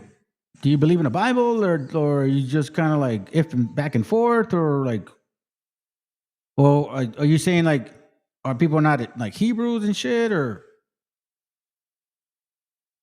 See, this is why it's important to kind of know exactly what your foundation is, because in this case, based on, hold on, it's not about fighting though. In this case right here, based on what you're saying, is like, I should not trust nobody. And now she say, fuck my people, because you guys sold me out. So it's just me, right? That's based on what you're saying, because what we're trying to prove is that, listen, it's kind of like a home, like an internal home problem. Like if my brother and I have problems, I don't want a fucking neighbor to step in my problem with my brother and I. Like this is our problem. Let us handle it. That didn't occur. And this is why I showed the video once more, and I said, look, man, we got cowards like that. But I don't know, man. Every time I bring these things up, I always find people that say, well, our people did the same shit. Okay, well, then marry a white girl, marry a black woman, marry our people. Maybe you should just look at people just just believe we're all we're all one people. Just go in Darwinism, because that's your only resort. Just believe Darwinism then. We're all one nation, we're all one people, and just evolution, it's decided to select who was the ones that are able to fight. I don't know, man. I have a very clear direction as to what I am seeing. And I understand that I got haters in my own bloodline. Shit, I have them in my own family. My brother and I were talking about this. I'm 1/3 of my group. He's 1/3 of his group. Almost every person that I talk to, they're 1/3 of their group. Yeah, of course. Let's go. No le voy a regresar a las 12 personas. No le voy a poner nombre a lo que pasa. Han asesinado 12,000. Here's the first thing that we do. We don't do this shit right here. Like, well, 150 of our natives also held the Spaniards and blah, blah. That's not what we do, bro. Here's what we don't do. The first thing we do is, I know it sounds silly, man, but fuck, we need to repent. Look, in this channel, we're talking about serious things. When I say repentance, it's we've all committed sins. We've all done some really bad shit. And it stays with us. And it like sometimes it eats you. It eats you up. And it may destroy you. And you live with that shit. And now what do you do? Who do we turn to? Christianity didn't help. BHI sure as hell didn't either. And then, like I've said it before, only in the last 70, 80 years have we learned how to read and write. That shit is fucking nuts, man. All these nations knew how to read and write since 1492, and we just started learning like in 1920, 1930, after Pancho Villa did his work. Because that's exactly what Pancho Villa was doing, fighting for our people, for education, for equality. After him, they were starting to build many schools, which is why we saw the literacy rate increase. So the first things first is examine yourself. Because I know it sounds silly, man. I know it sounds silly, but when you have appreciation for yourself, then you're going to have appreciation for your gente. When you start loving yourself and you start forgiving the shit that you did, and you'll start seeing like, you know what you did because you did not know that you weren't supposed to hate your own people. Because we hurt our own people the most. These nations forced us to hurt our own people the most. I had a lot of street fights, man, and I usually fought with my gente. Now it's like, it's different. Even if my own people attack me, bro, I've had people attack me. This brother did a fucking channel, and he brought this other dude that I spoke with and another dude that I spoke with. They all have my phone number. They all talk shit. I didn't hate them, bro. I felt sorry for them, man. Because I was honest with every single one of them, bro. I even apologized to one of these brothers. I was like, hey, bro, I'm sorry if I offended you. I was a little bit on the influence, blah, blah. It didn't matter to him. He showed up to his channel and started talking shit, murmuring about me, claiming that they understand the Bible, but they were murmuring. So it's like, you can't even keep a basic commandment, bro. I never talk shit about them. And I don't have no anger for them. Matter of fact, man, I appreciate what I've learned because it's taught me to be patient in regards to how you build relationships with people. You can't trust everybody. You know what I'm saying? They may seem like a friendly to me right away, but they can't do that.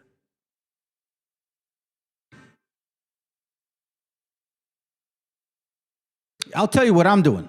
I already told you the first step. The second one is build your family together. If you're married, if you have children, build them up. Help them understand. Yahweh Shai is not his name, bro. I don't know where you learned that from. That's 12-type short shit. That's not his name. Well, the first thing is you. The second thing is your family. And the third thing is build up with brothers that are actually talking to you. Now, I don't know you. I don't know who you are. But I have brothers that I talk to. And they can confirm that we build. And who they hear today is the same person they talk to on the phone.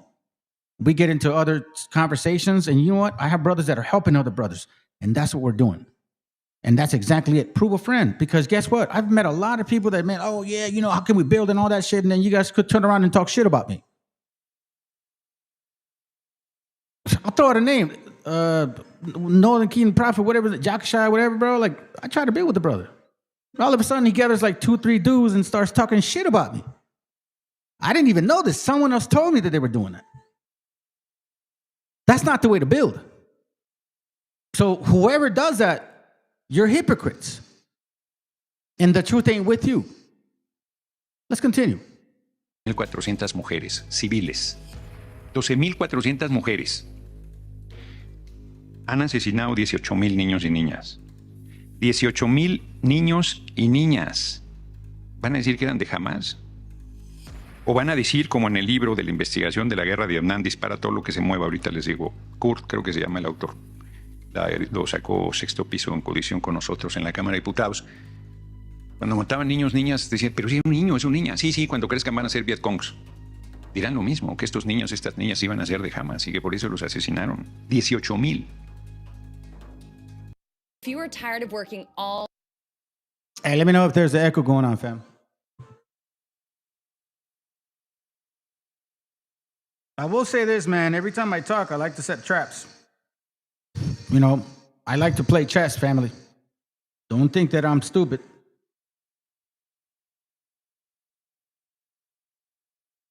Just I'm saying, I like to play chess.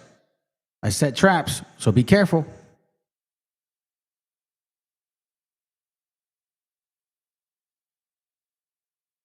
Mil personas desaparecidas bajo los escombros. Las imágenes son terribles. Los niños y niñas ayer esperando la embarcación con ayuda humanitaria te desgarra el corazón. O sea, ¿qué está pasando con la humanidad que no alza la voz frente a esto? No lo califico. Están matando a población civil que no tiene un ejército, que ni siquiera tiene guerrilla, que no tiene ni una resortera. Desde hace más de un año. No es una posición nueva mía, lo promoví en la Cámara de Diputados cuando fui parte de la Junta de Coordinación Política. No es una posición que yo me esté inventando en este momento. Ahí están las actas de las discusiones de la Junta de Coordinación Política y con mucho trabajo. Nick Turs es el autor de Dispara todo lo que se mueva. Batallé mucho para que se hiciera un primer pronunciamiento porque al principio se decía que jamás, que no sé cuántas cosas, que se estaban defendiendo. Más de un año. Decían que no habían bombardeado hospitales, bombardean hospitales. Bombardean escuelas. Han llegado a la perversidad. A la perversidad. De personas que están refugiadas les dicen que se refugien en un lugar y ahí bombardean. Les dicen que van a dar alimentos en otro sitio y ahí bombardean. O sea, ¿qué tiene que pasar? ¿Qué tiene que pasar para que el mundo reaccionemos y se pare esta barbarie? ¿Qué tiene que suceder? Es inconcebible. Inconcebible.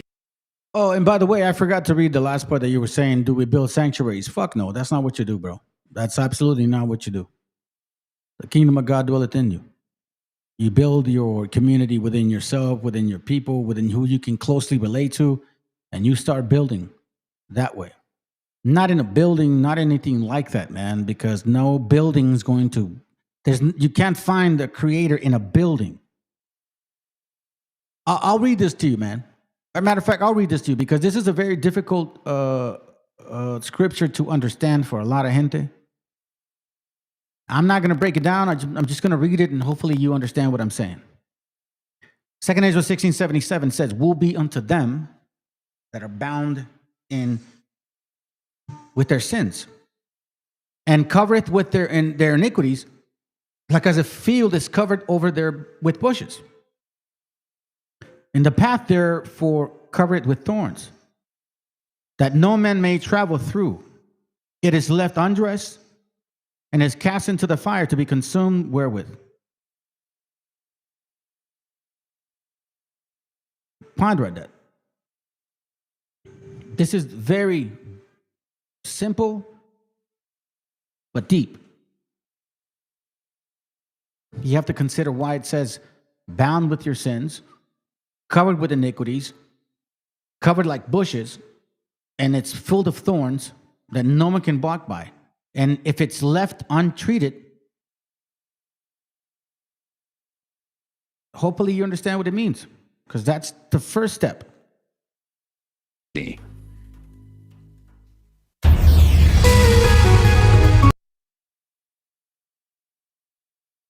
Yeah, they are, bro. They're definitely going to fall for that. It's like we're still asking for governments and structures and systems and shit. It's like there's absolutely no recognizance of self. Now, here, look, I'm almost done, by the way. All right, so I'm not going to play that video. So let me show you. Now let me give you guys some good news and some interesting stuff, all right? Because you know what I do. Hey, by the way, bro, thanks for asking those questions, man. Don't take me bad.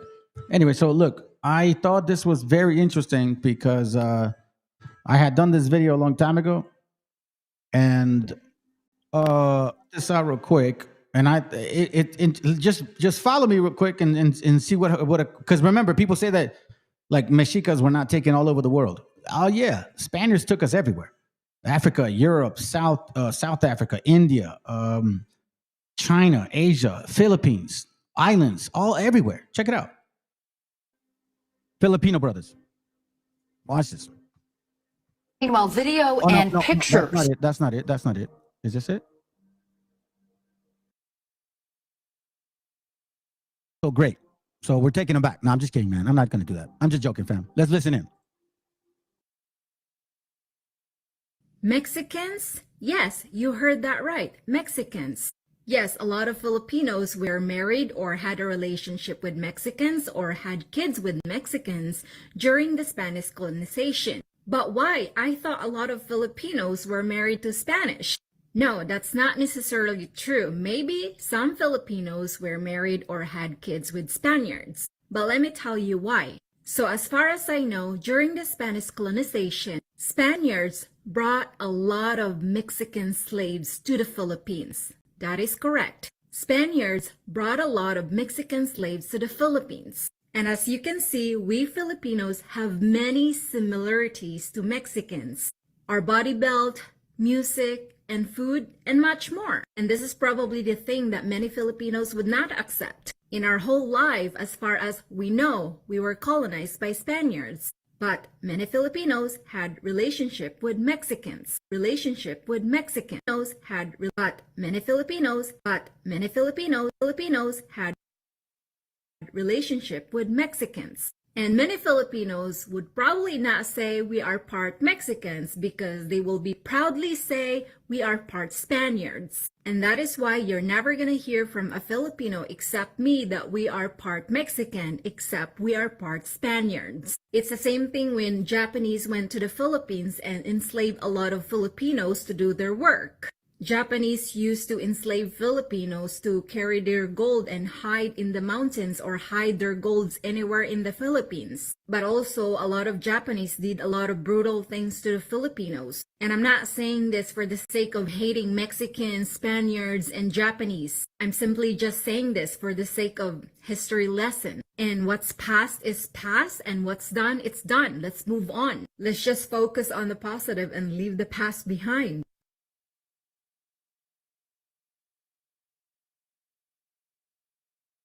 Reason I'm showing you this because it again, we're almost done, right? Because the brother sent me this stuff. It was interesting, man. Check it out. Look. Manny Pacquiao, el campeón que se siente mexicano. El boxeador que venció a las leyendas mexicanas confiesa que en otra vida fue mexicano. Manny Pacquiao, el ícono filipino del boxeo, sorprendió al mundo con una declaración inesperada. En otra vida debía haber sido mexicano porque no es normal amar tanto a un país que no es el tuyo. Su conexión con México comenzó en su infancia cuando vio una película de Pedro Infante, el ídolo del cine mexicano. En esa cinta Infante aparecía con guantes de boxeo, lo que inspiró profundamente a Pacquiao. Nadie sabe, pero esta fue una de las razones por la cual hoy soy boxeador. Desde entonces ha visitado México con frecuencia, tiene inversiones en el país y siempre ha sido recibido con cariño, lo que ha fortalecido su vínculo con la cultura mexicana. A pesar de haber vencido a grandes boxeadores mexicanos como Marco Antonio Barrera, Eric Morales y Juan Manuel Márquez, Pacquiao siempre ha mostrado admiración por sus oponentes y por la pasión que caracteriza al boxeo mexicano. Dale like, comparte y comenta. I thought that was interesting, man, because, everything's spiritual, right? Another thing, real quick, just to let y'all know, in case you didn't know, that Roberto Duran's father was also what? Raza descent. Just saying. I'm just having a little fun right now, you know what I'm saying? These are jokes at this moment. They're jokes. Now, this is interesting, and this is what I was telling you guys in regards to how they're trying to rewrite history. Once more. Executive order to the Smithsonian to restore truth and sanity to American history. Let me fundamentalists translate this for you. They're going to claim that slavery wasn't a big deal and it ended all racism in the United States. The civil rights movement wasn't needed. Feminism hurt women. Genocide against Native Americans never happened. And America is exceptional in every single way. And all of the white men who came over here and murdered everyone were the most handsomest, godliest men ever. And America has been blessed because Jesus. Hold on a second. So here's what you need. Let's hear this again. This is interesting. Okay, listen to this. She went really fast, real quick. Hold on. Pause. Let me play it. Watch what she says.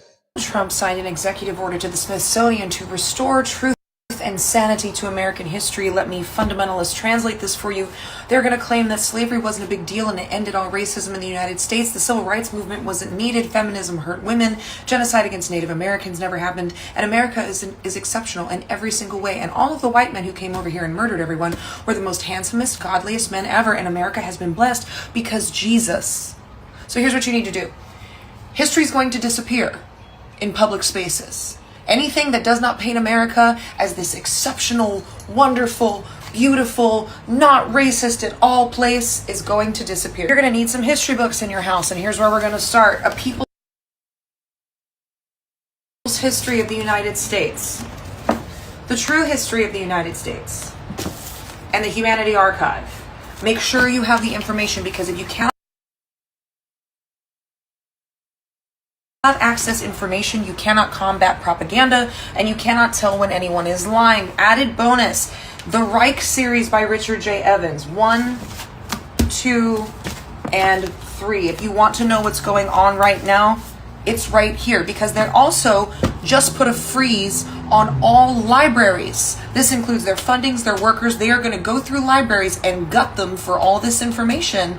And then my intuition is saying that they're going to defund it and shut down libraries, because they cannot deal with an educated population. They won't win. And if you cannot refute their lies, propaganda wins. So let's reflect on the history of why they do this quite often. We'll just go back as far as President Wilson. President Wilson was also the president of Princeton, where they basically have full control of how, books are printed and what is printed. Woodrow Wilson, as a historian, authorized several widely used American history textbooks, most notably A History of the American People and Division and Reunion. His work, particularly Division and Reunion, significantly influenced the way the Civil War and Reconstruction were taught and understood for decades. Do you understand what that means? After 1865, shit started not really being told the right way.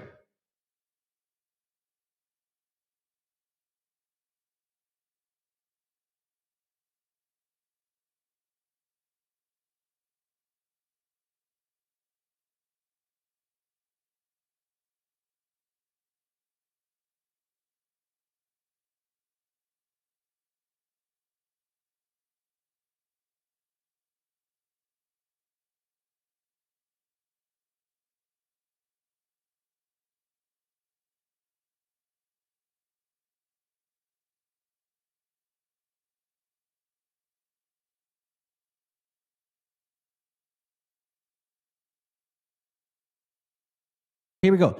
So check this out. It says here, however, his work, particularly Division and Reunion, significantly influenced the way the Civil War and Reconstruction were taught and understood for decades. However, his historical writings have also been criticized for perpetuating racist narrative, particularly regarding the Confederacy and Reconstruction. At this point, I believe, is when they started basically saying, "Thank you for letting me know, bro. Thank you for letting me know." At this point is when I think they started, kind of like the movie Antebellum. They changed the narrative. They didn't want people to know that black folks had them enslaved first.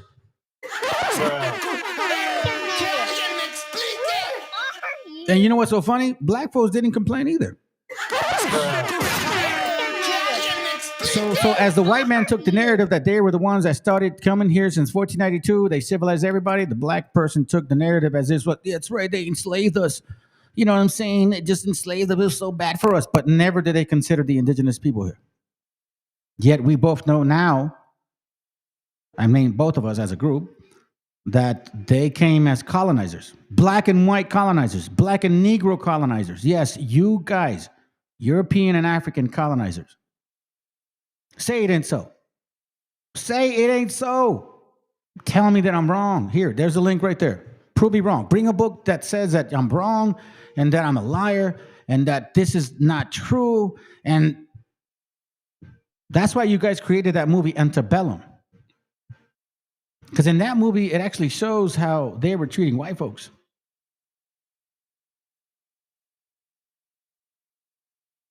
Remember, I showed you guys a book of 1830 when there was black slavers. Multitudes of black slavers. Having multitudes of slaves. FBA, FOPI, BHI. Come on, man. Are you telling me that you guys didn't know this shit? Am I that smart or am I that stupid? Wilson's Division and Reunion became a standard university textbook shaping the understanding of 19th century American history. His history of the American people was also widely read and contributed to the public perception of American history. So they're trying to do this again. A history of the Native of the American people, meaning white folks. This is why I'm telling you, they're only fighting for the right to keep the name American because they believe American is freedom. And if they believe and they live and if they lose that freedom, then they're no longer American. You get what I'm saying? Then you no longer have an identity. White and black man. American people have reflected the call. No, actually, white people, because black folks don't even want to get involved. Apparently, they say like, "This ain't our work." Okay, sounds good. You're doing it again, by the way. The history of American people reflect the lost cause ideology, which romanticized the Confederacy and minimized the role of slavery in Civil War. By the way, black and white folks fought for the Confederacy. Both of you motherfuckers fought to keep slaves. Stop lying. Stop lying. The narrative portrays the South's defeat as a tragic loss rather than the victory of freedom and equality. The point being is this. We understand now that they are trying to change the narrative one more time. Let's listen again. So Donald Trump signed an executive order to the Smithsonian to restore truth and sanity to American history. Let me fundamentalists translate this for you. They're going to claim that slavery wasn't a big deal and it ended all racism in the United States. The civil rights movement wasn't needed. Feminism hurt women. Genocide against Native Americans never happened. And America is exceptional in every single way. And all of the white men who came over here and murdered everyone were the most handsomest, godliest men ever. And America has been blessed because Jesus. So here's what you need to do. History is going to disappear in public spaces. Anything that does not paint America as this exceptional, wonderful, beautiful, not racist at all place is going to disappear. You're going to need some history books in your house, and here's where we're going to start. A People's History of the United States. The True History of the United States. And the Humanity Archive. Make sure you have the information, because if you cannot access information, you cannot combat propaganda, and you cannot tell when anyone is lying. Added bonus, the Reich series by Richard J. Evans, 1, 2, and 3. If you want to know what's going on right now, it's right here, because they also just put a freeze on all libraries. This includes their fundings, their workers. They are going to go through libraries and gut them for all this information. And then my intuition is saying that they're going to defund it and shut down libraries because they cannot deal with an educated population. They won't win. And if you cannot refute their lies, propaganda wins.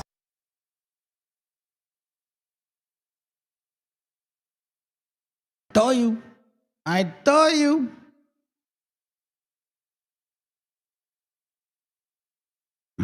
We're almost done. I got 3 more videos. That's it. Here's a message to you, haters. Let's just be real, bro. You guys have no gratitude. You're selfish. You're ungrateful. Life of an immigrant in Los Angeles and across this country, but particularly now in our city, is full of uncertainties. For a day laborer going to a Home Depot to seek work, to feed their families, it's full with an ocean of uncertainties. It's not just that you don't know whether you're gonna find a job or not, whether you're gonna get paid or not, whether you're gonna have an accident at the workplace and receive proper medical care or not, is now whether you're going to be essentially arrested, detained, disappeared. Families don't know whether they're going to see their parents when they leave in the morning to go to work. And people don't have any other choice because you have to provide for your family. And yet, these are the very same people that are removing the debris. These are the same people that are remediating the homes of people adjacent to the fires. And yes, these are the people that are going to rebuild Los Angeles. In fact, it's impossible to rebuild Los Angeles without migrant labor. 40% of the workforce in the construction industry is migrant labor, and documented and undocumented. And this is the hypocrisy of what the hypocrisy we're fighting against all over this country. Our country is willing to accept the fruits of migrant labor, but is not willing to accept the humanity of people. The life of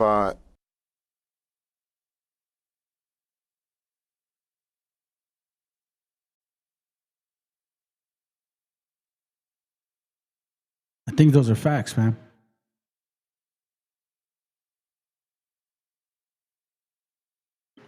Here goes another message. We're almost done. Thank you for being here, man. Appreciate y'all asking questions too. And not getting offended because I answer a certain way. And she is right. She is right. Definitely right. And I'm going to tell you something. I don't know if you've been watching this channel, but we mention Freemasonry often. Let's continue.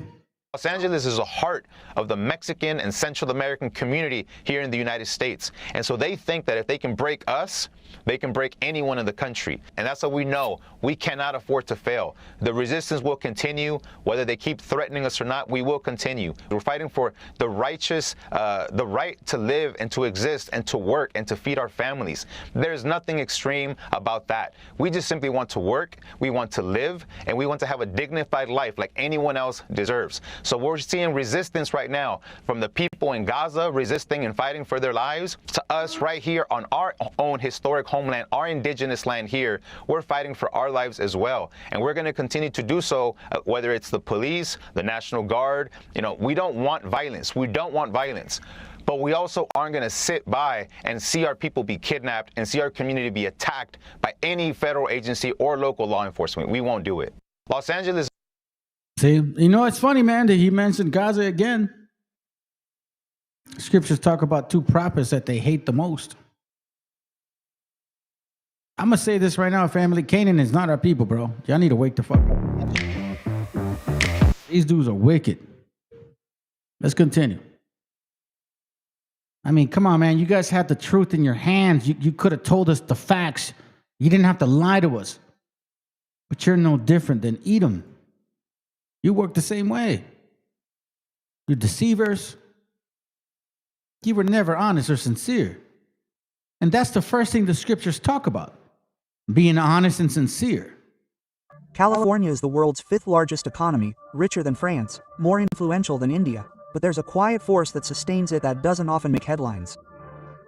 A force of more than 11 million people who harvest its fields, clean its offices, educate its children, and run its healthcare system. That force, of course, is Mexicans.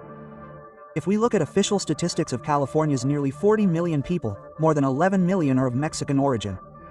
That's equivalent to 1 in 4 Californians.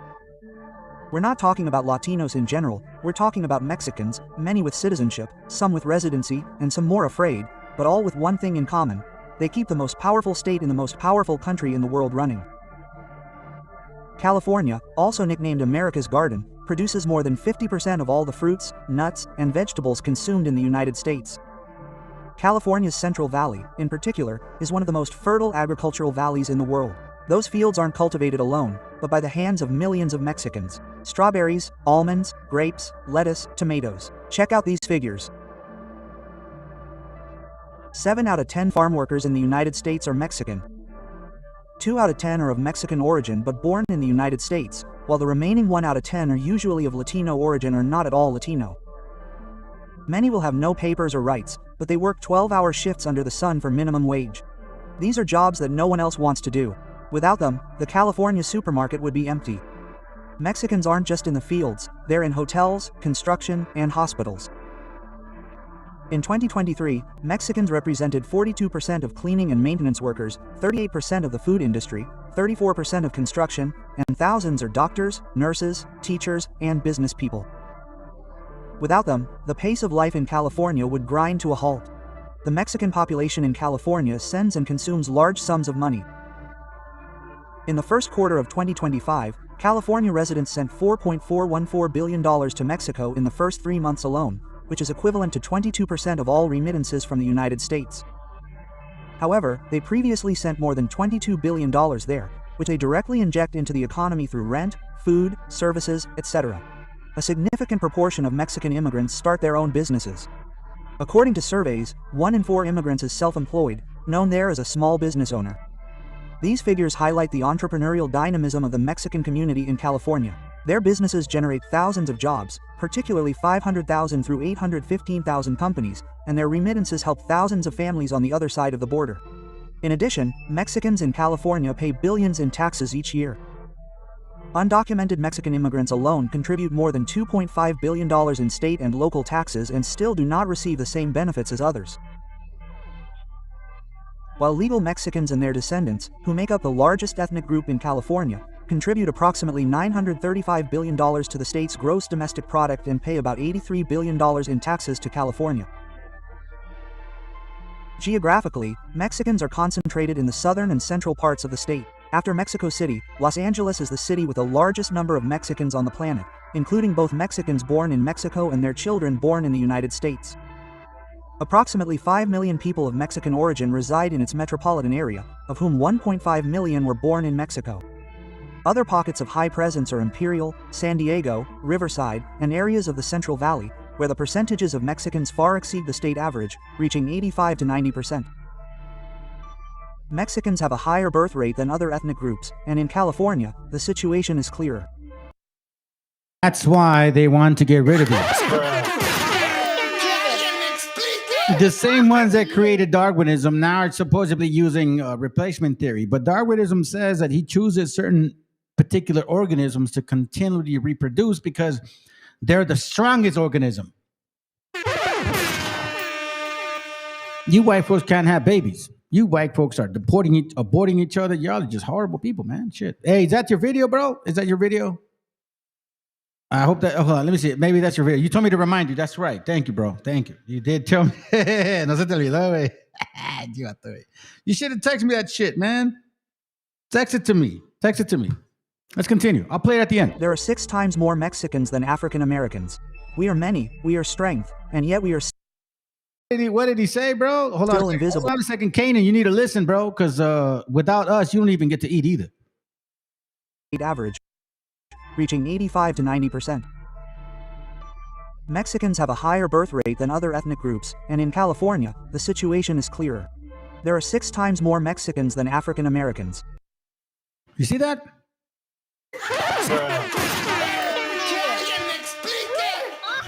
Why do you think these Canaanites are hating, bro? Even the light-skinned ones that are like totally white, but they have a little bit of afro and they think they're black, they're still hating. See what I'm saying, fam? The moment that they lose freedom in America, you're no longer Americans. You guys are back to being Europeans or Africans. Back to the drawing board. You guys forgot about that, huh? You really don't think that we matter in this world, do you?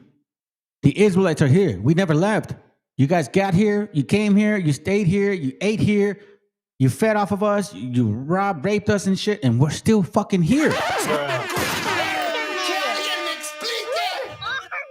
Let's go. We are many, we are strength, and yet we are still invisible to many. The Mexican legacy is omnipresent in Californian culture. Nearly 29% of Californians speak Spanish at home, a percentage surpassed only by Texas, which has 30.7%. This demonstrates the language's survival. Mexican cuisine is unquestionable.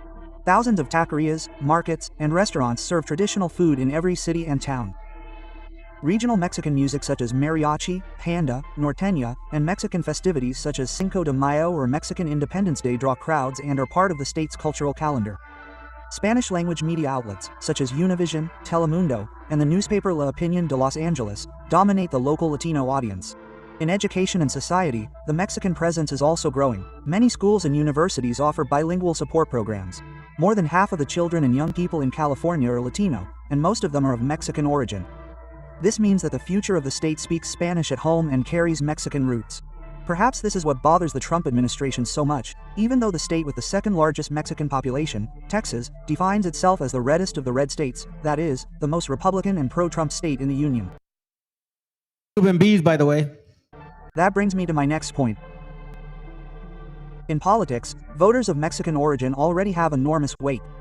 It is estimated that Mexicans and their descendants constitute 8 million eligible Hispanic voters, a quarter of the national total. This electorate determines local, state, and congressional elections. For example, significant Mexican participation was key to the re-election of leaders such as Governor Gabby Newsom, whom Trump has hinted at arresting for obstructing the operations of Immigration and Customs Enforcement, or ICE. Since the end of the 20th century until today, Mexican migration has grown again, reinforced by both periods of legal migration. Hey, he called him Daddy Newsom, huh? Okay, maybe I see what he's doing. Let's continue. Be smart about this, family. Pay attention to everything they say. And undocumented immigration. This constant influx has consolidated the demographic and cultural role of Mexicans in California, despite episodes of repression and the general rise in the cost of living in the state. California boasts wealth, innovation, and freedom, but without Mexicans there would be no harvest, no industry, no culture, and no future. Thank you.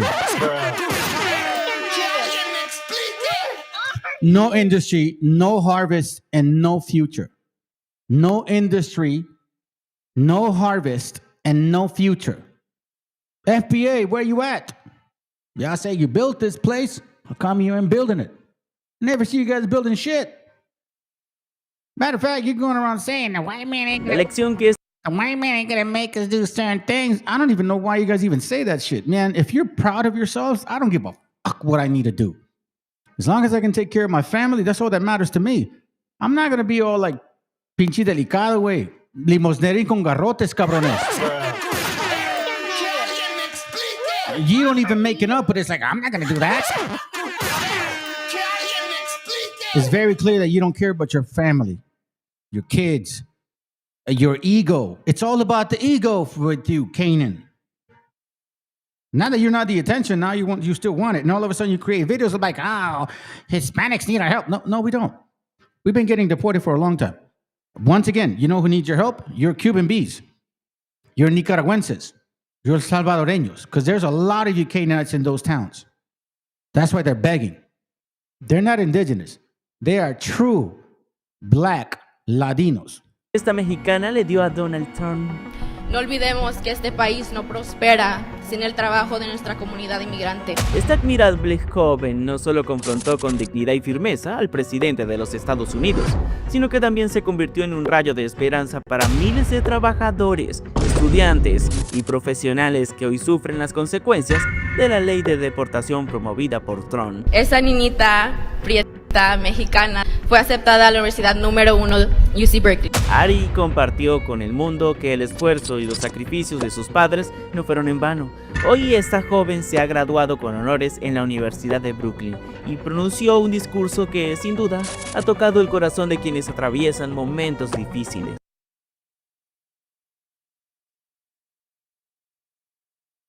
Let's end it with a joke, man. Sometimes I don't do this shit. You know what I mean? Like, I like jokes, I like comedy, but I'm not really that funny and shit. So let me end it with a joke. And then I'll play some music, and that's it, family. I appreciate you guys being here, man. Thank you for being patient with me. Please don't be offended because I speak a certain way. I don't have anger towards. I may respond to things bluntly, but I'm not like hating. You get what I'm saying? And again, man, I prove all things and I prove friends all the time. That's what you need to do. It takes a long time to get to know somebody. You don't know them in 3 years or 4 years or 5. It takes time. So be patient with each other. You know what I'm saying? Give each other space. Sometimes we get a little bit, quirky and awkward and shit, but just be patient with each other. That's why Zephaniah 2:1 says, gather yourselves together. Because no one else desires you. Check it out. Because I know I'm kind of a loser. I put people down to feel better about myself. I'm not bothered by the government abducting and trafficking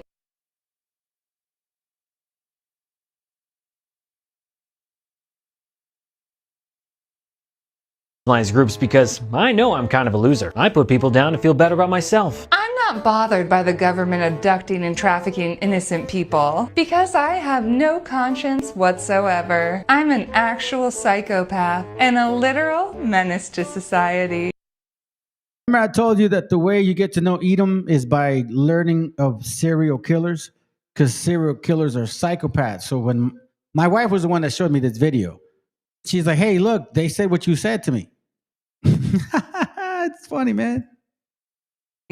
I keep calling people groomers in hopes that no one will notice that I'm the one that's not allowed to be within 1,000 feet of a school. My own life feels out of control. And instead of addressing it, I try to control what other people are allowed to do in their personal lives. Seeing myself as a victim is easier than self-improvement. That's why I blame DEI for my career not being where I want it. I need to put down women in marginalized groups because I know I'm kind of a loser. I put You see what I'm saying? I'm not kind of a loser. Hold on a second. Oh, that's gotta hurt! Wait, hold on a second. Hold on. Fuck that puto! Fuck that puto! I'm serious, man. The Jacob's trouble with a little bit of fun. Hold on a second. Let me say it again. Fuck that puto.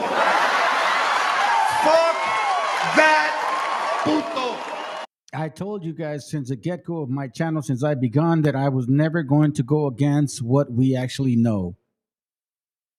I told you I'll teach truth and that's it. I'm not going to lie, regardless of how I feel about what I find. So let's analyze this video real quick, and then we're gonna finish it off with some music, and we out. Family, I have a lot of appreciation for you guys supporting me. Thank you very much for your questions. Thank you for being patient with me. Thank you for sharing your scriptures with me. And endure, because we still got a long walk to go. Y entonces ocurre un fenómeno. Se descubre América. Los primeros esclavos que van al Nuevo Mundo son blancos. Sí, señor, blancos. Y los primeros negros que van al Nuevo Mundo son esos que tenían ya 50 años o más de presencia renovada y que eran negros ladinos y preparados militarmente para la conquista. En la capitulación de Toledo, que firma Francisco Pizarro en Toledo con la reina Juana, en el 29º, otro sí, pide 50 esclavos, entre los cuales debe haber un tercio de hembras, y se aprobó. Esos eran negros ladinos. Y estos negros ladinos ayudaron a la conquista y recibieron los mismos honores o los mismos castigos cuando los indios vencieron que los españoles. Pero los primeros esclavos fueron blancos, porque la esclavitud no reconocía color hasta esa época. Y la prueba está que en el siglo XIII, cuando Alfonso X el Sabio redacta las 7 partidas, en una de ellas, tomando quizá algo del Código Justiniano, dice que no es de natura esclavizar a otro hombre. Entonces la esclavitud casi estaba abolida. Revive con el presidente de América y sin noción de lo que iba a hacer esto se mandan blancos. Ahora, no vamos a decir que los blancos llegaron encadenados. Se mandaba a los blancos por castigos, se sacaban de las cárceles, porque estaban en la inopia y iban en una forma de contratos temporales que ellos mismos pudieran manumitirse. Y 1000 formas diferentes para esclavitud. If you think I'm lying, we can always set up a day where we can talk about it.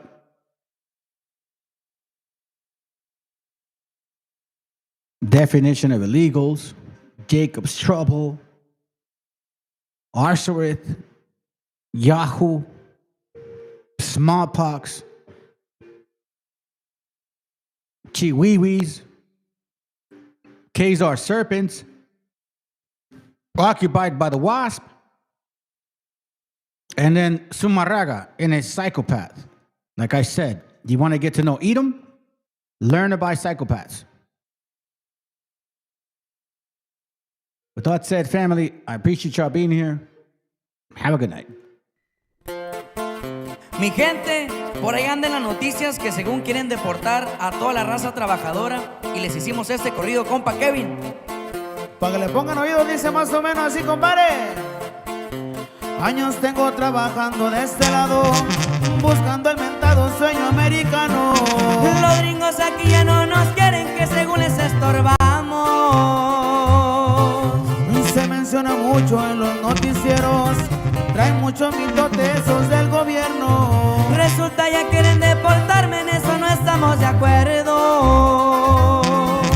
Resulta que por ser inmigrante mi valor es insignificante. Si supieran lo que batallamos para salir adelante. Ya con día salimos a chambear, no creo que nadie le hagamos mal. Ya quisiera verlos trabajando como lo hace este ilegal.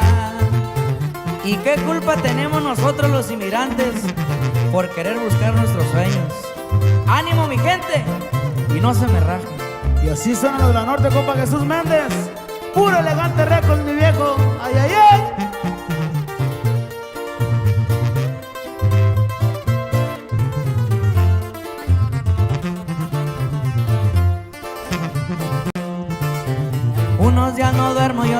como mal, pa' que a mi familia nada le pueda faltar. Se murió mi madre y a mi padre, espero volverlo a mirar. Canto por mi gente, no se vayan a agüitar, que Diosito es grande y de esta ley nos va a salvar. No más acuérdense de Florida, nos volvieron a ocupar. Resulta que por ser inmigrante, mi valor es insignificante. Si supieran lo que hemos sufrido para salir adelante. Día con día salimos a chambear, no creo que nadie le hagamos mal. Ya quisiera verlos trabajando como lo hace este ilegal.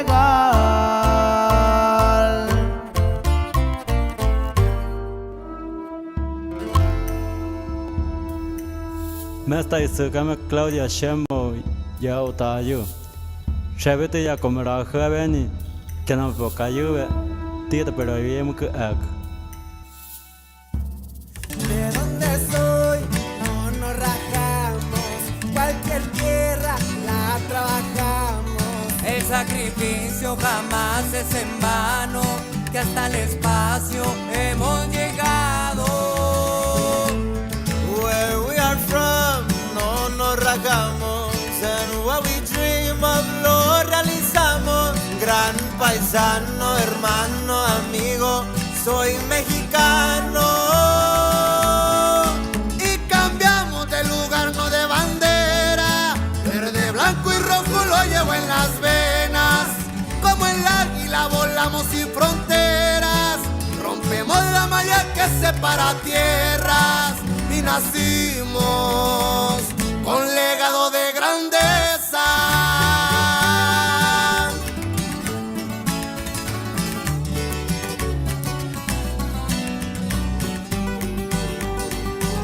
Extraño mi rancho, también mi familia, pueblo querido que no se me olvida. Aunque de este lado me trajo la vida, siempre paradela como Pancho Villa. Y cambiamos de lugar, no de bandera. Verde, blanco, rojo lo llevo en las venas. Como el águila volamos sin fronteras. Rompemos la malla que separa tierras. Y nacimos con legado de grandeza.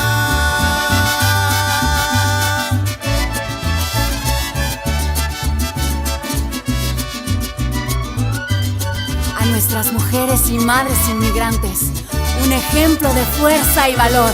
¡Y que viva México! Y aunque el acta diga americano, hay en puro mexicano. Y cambiamos de lugar, no de bandera. Verde, blanco y rojo lo llevo en mis venas. Como el águila volamos sin fronteras. Rompemos la malla que separa tierras. Y nacimos con legado de grandeza.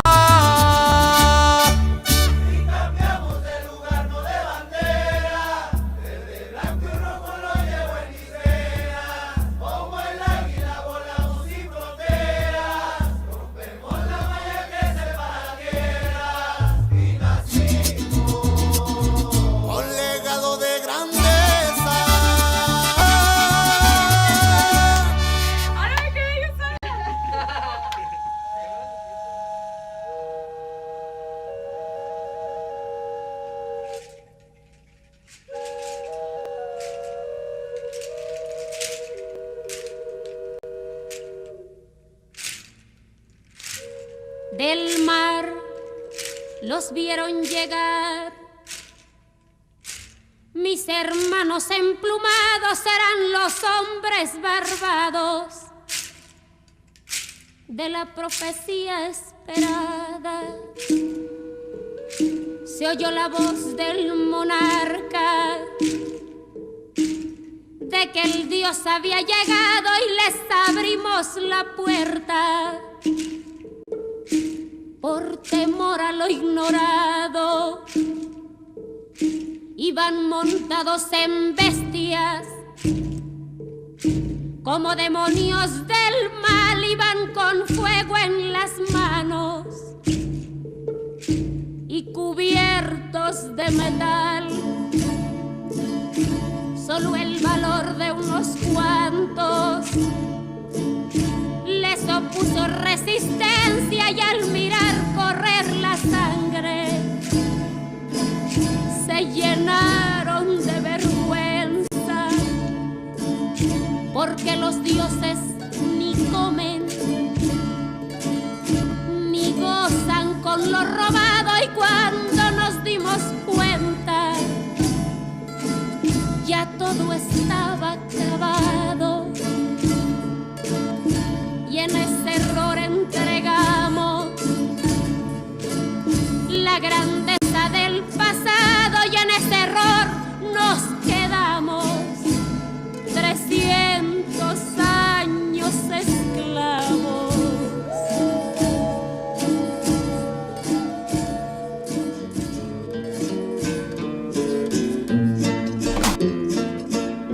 Se nos quedó el maleficio de brindar al extranjero nuestra fe, nuestra cultura, nuestro pan, nuestro dinero, y le seguimos cambiando oro por cuentas de vidrio y damos nuestras riquezas por sus espejos con brillo.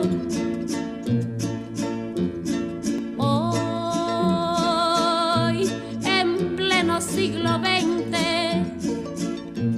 nos siguen llegando rubios y les abrimos la casa y los llamamos amigos,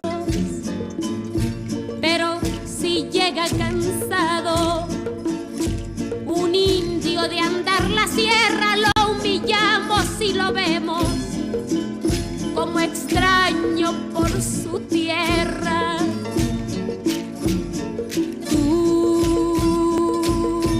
Hipócrita que te muestras humilde ante el extranjero, pero te vuelves soberbio con tus hermanos del pueblo.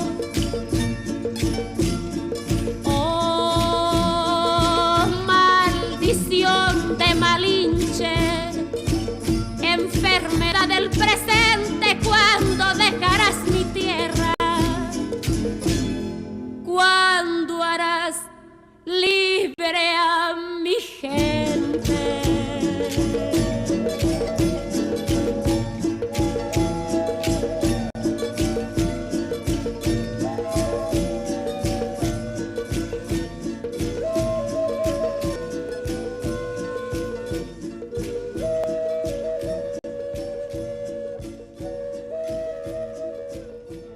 Chicanos killing Chicanos is what they want. Blacks and Chicanos killing each other is what they want. That's how they run this place. Once we get together, they don't run shit. You got a lot to learn about being Chicano. Yeah, Alcatraz, midget loco. Yeah. They never seen this coming, man. What up, Loom? What up, Oreo? 500 years of captivity. What else? Now they tryna tell us how we supposed to be, how we supposed to act, how we supposed to rap. How I'm brown but my flow too black. Come on, y'all kidding me, right? Nike Air Flights fitted cock back fresh. Representando Mexicanos on the map. No estoy jugando, got bars like I battle on Smack. But hold on, I'ma bring it right back. My people indigenous. I'm not sure if you getting this. By the time I'm done, you gon' be feeling this. I come from the people they call Meshiacha. I've been to the motherland, Chichen Itza. Seen the Mayan ruins, intellectual architects. Been in the cenote, seen ancient artifacts. Really? Cali is Mexico, those are the facts. They raped women, gave elders heart attacks. It was a battle, our people were outgunned. Took life and cattle, we were outdone. However, 2 wars proudly we take to the grave. Those we call our Independence Day. It's time to stand up, educate our people. Stay on our ground, let them know that we equal. We see your plan, but your plan is see-through.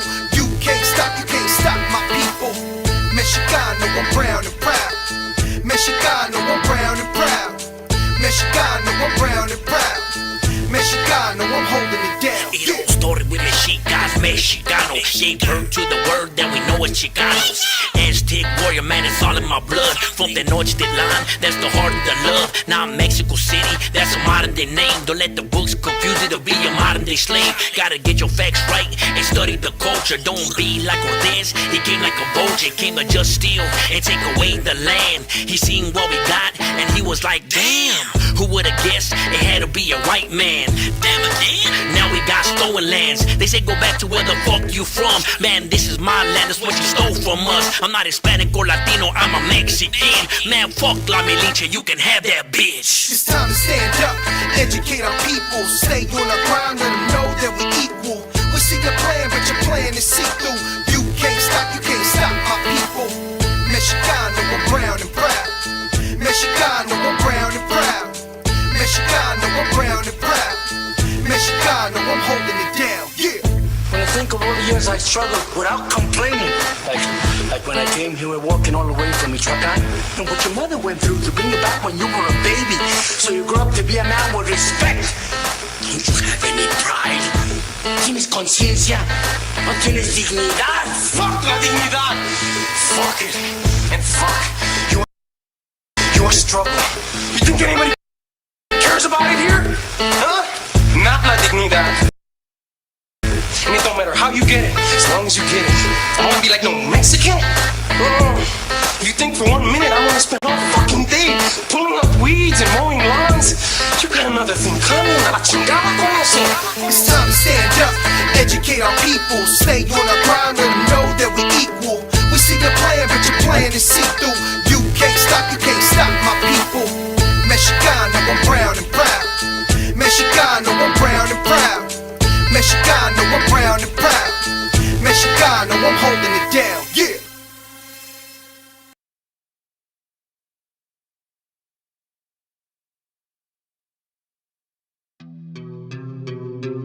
Yeah. Oye, es nada más y nada menos que el motherfucker Blasio de Plaza de Kings. Estos bebés son Big Papo, dude. No sean rebeldes, deje el revolú. Yo no me quede, yo me hospede junto a Belzebú. No me remete, plebe, no soy leve como tú. Si hay algo que no muere, eso es el hip hop Perú. Y peto, perico, te traje una chica perica. Atrás te voy a mostrar como dos monstruos rap trafican. No trate ni trepe, solo trote, señorita.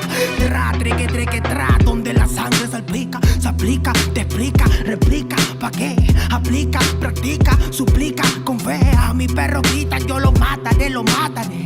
Tu madre llora y canta la bandeja, flow peregrina, chivolo propina, ina, hacen base, mejor coja vaselina, no imagina, mi vida fuera de una esquina, yo solo quiero más chavo pa' comprar más chilindrina, gira, que somos puros animales rompiéndote todos los cristales, repete señales que a ti no te sale, ¿qué pasa compadre? Somos naturales, voy a llenar todas las editoriales, rate de mi huevo pa' los tribunales, tú eres un antianal, yo experto en artesanales, yeah, se me afaga la cimaita, sopló.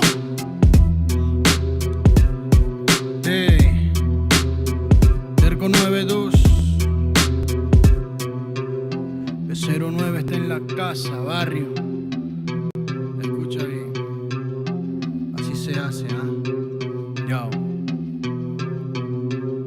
Tengo problemas de actitud y poca paciencia. Hablo si me da la gana, nadie me silencia. No quieren aceptar que pa' muchos soy influencia. La voz de los barrios que llega a tocar tu conciencia. Yo sé que muchos quieren llegar a ser tendencia y hacen lo que sea sin pensar en las consecuencias. Es la diferencia, yo mantengo mi esencia y ustedes por pegar han cambiado hasta de apariencia. Y no es que lo diga yo, pero la gran evidencia es que cambian de personalidad con frecuencia. Y no son locos con inteligencia, solo quieren un poco de atención con insistencia. No presumo en nada, hago todo a mi conveniencia. Por eso te doy una sugerencia: conmigo no busquen competencia, que llevo 10 años ganándole a la vida y lo sabe la audiencia. La firme que ocurrencia, ¿cómo pueden joder sin prudencia? No se dan cuenta que mi experiencia es a base de exigencia. Mi trabajo es con independencia y el de otros de un productor depende de su permanencia. Sigo firme en la resistencia, dándole más rap en el track hasta por correspondencia. Que muchos disques evolucionaron, no es coincidencia. El dinero y la fama hizo que pierdan su decencia. Terco 92, cuando quieras, donde quieras. ¿Cómo? Sí. He aprendido sobrevivir de las maldades, comprendiendo que nada es como tú sabes. Pa' decir verdad la lucho a diario. No me critiques, no me justifico, siempre hago lo que predico. Soy de barrio y rico en talento. De una me sacan por mi forma de ser y mi acento en el yauca. Mi gente la está rompiendo por ser parte de este movimiento. Quiero saludar a las personas que nunca confiaron en mí, que hoy por hoy se paltean cuando me ven venir. Bye bye motherfuckers en estas líneas. Bye bye a fluir. Déjate llevar como hay people in the street. Yo. Déjate llevar como hay people in the street. Hey, hey, hey, oh, yeah. Hey. 1, 2, 3, 1, 2, 3 es la torita aquí en la casa, primo.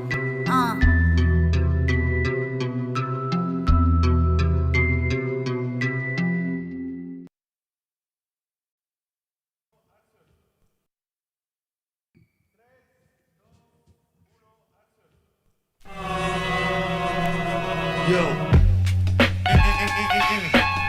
comentando, ¿qué dicen? Sí, ¿qué cuentan? Ya, escúchame, ya. Los medios cuentan que si hay libertad de prensa, la mordaza es cosa escasa y todos dicen lo que piensan. Y esa sutil es impresa y repetida diariamente tiene contenta tu mente con yo soy combate y fiesta. Presta el control, Tarantino no es tan gore como los crímenes de amor que a toda hora se nos muestra. Pues tal vez la estrategia impuesta, pánico en el público y manejarás el cuestapal. Político en vez de patrullas se vende camilla para un hospital, como si esa mierda de tombo no diera seguridad. No será casualidad que el otro dueño del canal sea el cerro sobrino pero bueno de un primo hermano pariente papá. Que esa nostalgia no es noticia, su codicia se evidencia. Propicia violencia y plástico, panémicas, belleza. Fútbol, patriotismo, falso, culos, vasos de cerveza. Pelea cáncer pa' tu mesa y el domingo en misa pesa. Sobre su cabeza pesa el atraso mental del pueblo. Oposición vendió trasero, dictador, grupo Romero. Pero se confundieron acá, la palabra es cruda. Autoeducación en camino se afloja la lucha a través de cultura. Es como genera de uno, tal vez otro loco se suma. Ya saben, cortina de humo que explota la mina que mata la cuna. Primo, vengo que trate la friuna, no una pura canción de aventura. Así no censura, emite basura, no le conviene que sepa verdura. Hay extorsiones, violaciones, robo, llanto y más. Con tanto muerto el morbo están alimentando, ves no hay paz. Solo un odio contenido en milis para que vivan en la fantasía algún día cambiará. ¿Qué? Hay extorsiones, robo, violaciones, llanto y más. Con tanto muerto el morbo están alimentando, ves no hay paz. Solo un odio contenido en milis para que vivan en la fantasía algún día cambiará. Sensacionalismo, amigo eterno de la prensa, el mismo que forjó al humano sumiso, callado y muestra. En el noticiero, en el artículo del diario, la vida de una bebé que poco invierte al vecindario. Sirven como fieles feligreses a oscuro intereses, mienten todo el día, crían, crean solo estupideces. La historia afirma, indica que siempre negaron información alternativa que todo pueblo merece. A cada instante pareciera su labor asesinar una memoria colectiva que hace una nación, con una prensa cómplice que juega con humor, desconociendo ese dolor que nos dejó ese dictador. Cortina de humo es su mejor función, para apartarte de la fuente harán de todo. Pues miró, hoy como venderte el culo de Sharon Stone, cagándose en tu derecho a la objetiva información. El narco, el almirante, el presidente, el congresista, algún ministro, algún delegado, de seguro es el patrón de ese periódico morboso y amarillo que al leerlo 2 minutos te vuelve en un show. Los medios son culpables, responsables de toda propaganda basura que te ofrece la TV. Pues será mejor que se autoeduque, pues my friend, porque el comercio de los medios te carcome hasta las 100. Hay violaciones, extorsiones, robo, llanto y más. Con tanto muerto el morbo están alimentando, ves no hay paz. Solo un odio contenido en milis para que vivan en la fantasía algún día cambiará. Hay extorsiones, violaciones, robo, llanto y más. Con tanto muerto el morbo están alimentando, ves no hay paz. Solo un odio contenido en milis para que vivan en la fantasía algún día cambiará. Que algún día cambiará. Que algún día cambiará. CPF.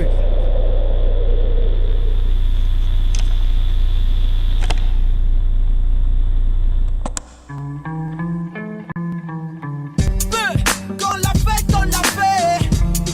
Ajá. La promoción lunática. Na, na, na, na, na, na. Ey, ey.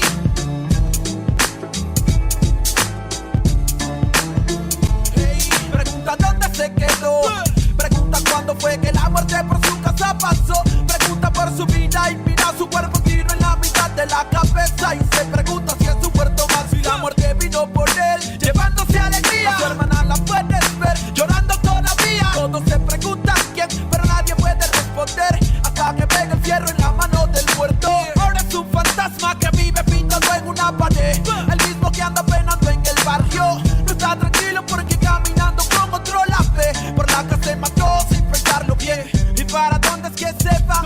Cuando por una tonta razón se van aquellos que más quieres. Pregunto para dónde irán.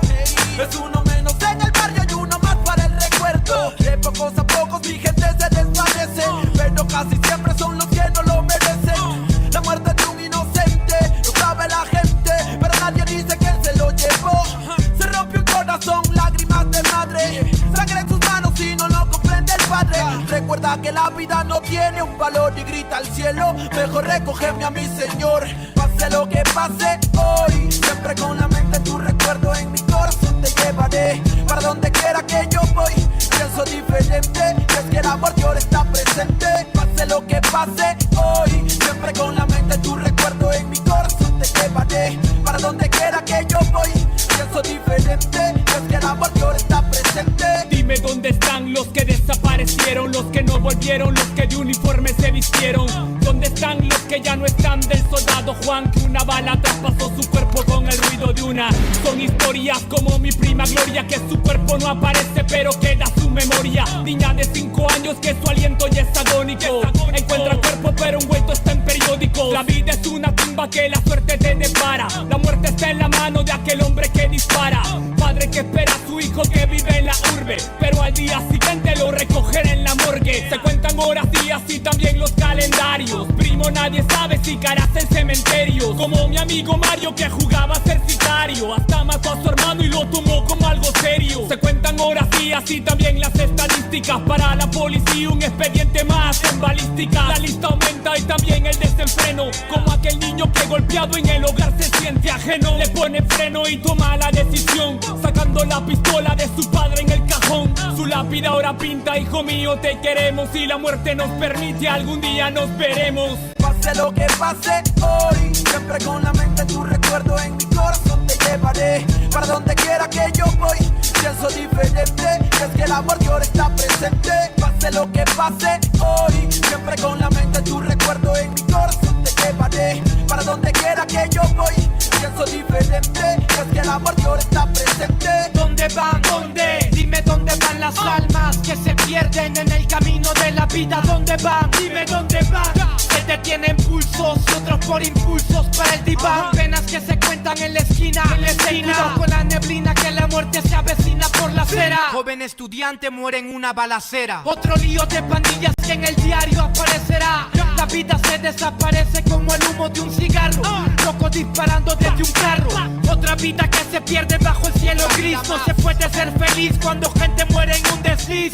Como Marco que soñaba con ser narco, viajar en barco y olvidarse de las penas en su cuarto. Pero cada vez que parcha ya se siente harto, y su corazón marchito marcha para el infarto. Almas en oferta como verdad, que se acuesta en una cama pero en otra se despierta. Son 14 años y ya perdió la niñez. Se desaparece un viernes y no regresa en 2 o 3. Coleccionando amores sin importancia a los rumores. Malos menores sin temores y sin valores, deambulando en cada city, con el futuro a convertirse en un graffiti. Pase lo que pase hoy, siempre con la mente tu recuerdo en mi corazón te llevaré. Para donde quiera que yo voy, pienso diferente, es que el amor de ahora está presente. Pase lo que pase hoy, siempre con la mente tu recuerdo en mi corazón te llevaré. Para donde quiera que yo voy, pienso diferente, es que el amor de ahora está presente.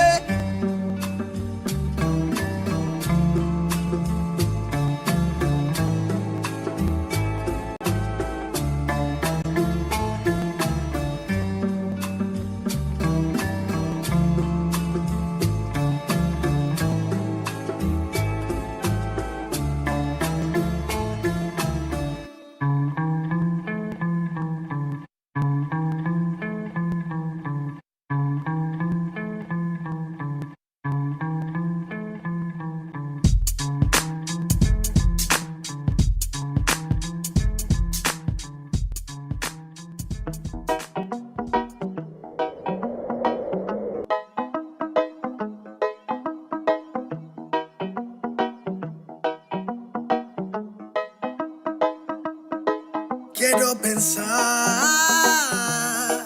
pero no puedo, no. El ruido en la ciudad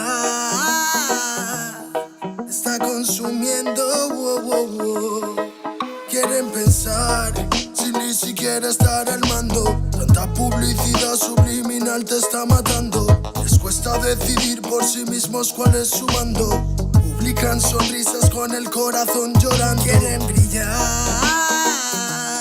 pero sin tener que valerse de tener sus ideas propias. Los veo a todos igual, solo son la réplica de la imitación de una triste copia. Obedece, la vida es un suspiro y envejeces. Te dejas distraer por estupideces y pierdes el eje. Te duele por dentro, entonces te creces, pero aceptas mucho menos de lo que mereces. ¿Y quién te ha dicho a ti que no puedes pensar sobre lo que le di, sobre cómo actuar? Lucha por ser feliz sin a nadie dañar y solo así podrás brillar. ¿Y quién te ha dicho a ti que no puedes pensar sobre lo que le di, sobre cómo actuar? Lucha por ser feliz sin a nadie dañar y solo así podrás brillar. Conserva tu juicio y tu intuición, más activos que el que lucha por lo suyo y no se rinde. Yo ya sé bien cuál es mi misión, y es contarte que el mal por su propio pie pronto se extingue. No caigas bajo su control, pues por la televisión es normal que mal lo pinten. Tú mantente firme en conexión con la fuente de creación, vivirás siempre de fin de. Dios abre los ojos, dime lo que ves. A tus propios hijos matándose por billetes. Niños mueren cada 2 por 3. Pa' unos es bendición, con otros por su causa pequen. Y yo que intento ser un ser crístico, voy bendiciendo hasta los diablos. Piensan que es cierto el mensaje típico. Dicen que invento lo del engaño, y mientras lucho contra mis errores, demonios escucho, me ofrecen soluciones. Pero sé que hay un ángel que quiere que mejore. Me dice haz un trabajo interno antes de que lo ignores, antes que otra vez llores y se llenen los mares de pena y de dolores, ya que en mi mente no caben. La paz no va en un sobre, somos algo importante. Nunca te revelaste y por eso no lo sabes. ¿Y quién te ha dicho a ti que no puedes pensar sobre lo que le di, sobre cómo actuar? Lucha por ser feliz sin a nadie dañar y solo así podrás brillar. ¿Y quién te ha dicho a ti que no puedes pensar sobre lo que le di, sobre cómo actuar? Lucha por ser feliz sin a nadie dañar y solo así podrás brillar. Me desperté tan cansado, me sentía mal herido de todo lo que he pasado. No me quita lo aprendido, por dentro me he perdonado, pero casi no me olvido. Oh. Me desperté tan cansado, me sentía mal herido de todo lo que he pasado. No me quita lo aprendido, por dentro me he perdonado, pero casi no me olvido, no, no. Todos repiten lo que dice el referente, discursos vacíos lejos de ser coherentes. De lo que no sabes será mejor que no inventes, que investigues y no te dejes lavar la mente. ¿Y quién te ha dicho a ti que no puedes pensar sobre lo que le di, sobre cómo actuar? Lucha por ser feliz sin a nadie dañar y solo así podrás brillar. ¿Y quién te ha dicho a ti que no puedes pensar sobre lo que le di, sobre cómo actuar? Lucha por ser feliz sin a nadie dañar y solo así podrás brillar. Quiero pensar, pero no puedo, no. El ruido en la ciudad está consumiendo,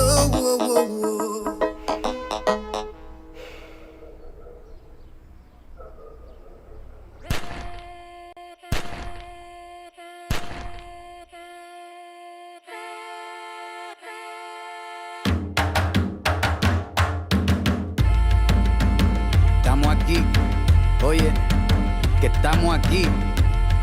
Mírame, estamos aquí. Desde hace rato, cuando ustedes llegaron, ya estaban las huellas de nuestros zapatos. Se robaron hasta la comida de gato y todavía se están lamiendo el plato. Bien encabronado con estos ingratos. Hoy le doy duro a los tambores hasta que me acusen de maltrato. Si no entiendes el dato, pues te lo tiro en cumbia, bossa nova, tango o vallenato. A lo Calaboy y bambú, bien frontú, con sangre caliente como Timbuktu. Estamos dentro del menú. Tupac se llama Tupac por Tupac Amaru del Perú. América no es solo USA, papá. Esto es desde Tierra del Fuego hasta Canadá. Hay que ser bien bruto, bien hueco. Es como decir que África es solo Marruecos. Estos canallas se les olvidó que el calendario que usan se lo inventaron los mayas con la Valdivia precolombina. Desde hace tiempo, este continente camina, pero ni con toda la marina pueden sacar de la vitrina la peste campesina. Esto va para el capataz de la empresa. El machete no es solo para cortar caña, también es para cortar cabeza. Aquí estamos, siempre estamos, no nos fuimos, no nos vamos. Aquí estamos pa' que te recuerdes. Si quieres mi machete te muerde. Aquí estamos, siempre estamos, no nos fuimos, no nos vamos. Aquí estamos pa' que te recuerdes. Si quieres mi machete te muerde. Si quieres mi machete te muerde. Si quieres mi machete te muerde. Si quieres mi machete te muerde. Te muerde, te muerde. Los paramilitares, las guerrillas, los hijos del conflicto, las pandillas, las listas negras, los falsos positivos, los periodistas asesinados, los desaparecidos, los narcogobiernos, todos los que robaron, los que se manifiestan y los que se olvidaron, las persecuciones, los golpes de estado, el país en quiebra, los exiliados, el peso devaluado, el tráfico de droga, los carteles, las invasiones, los emigrantes sin papeles, 5 presidentes en 11 días, disparo a quemarropa por parte de la policía, más de 100 años de tortura, la nova trova cantando en plena dictadura. Somos la sangre que sopla la presión atmosférica. Gambino, mi hermano, esto sí es América.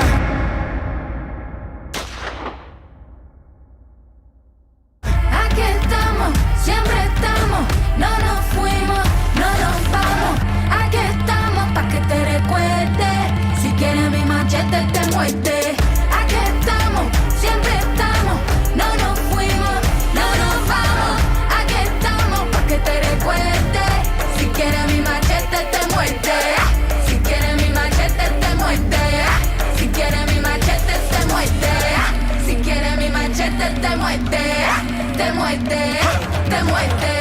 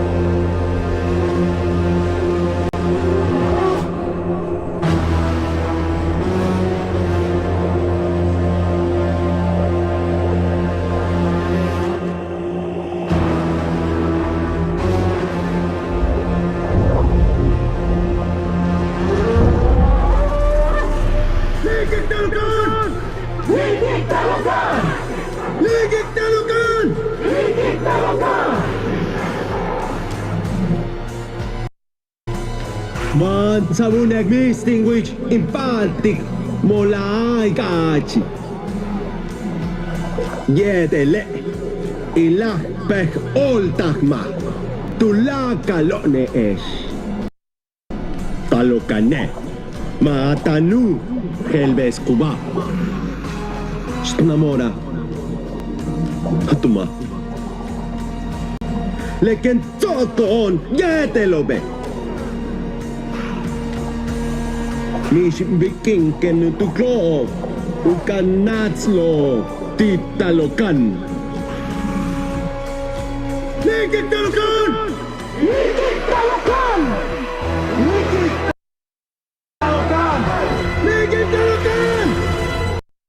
The real estate market.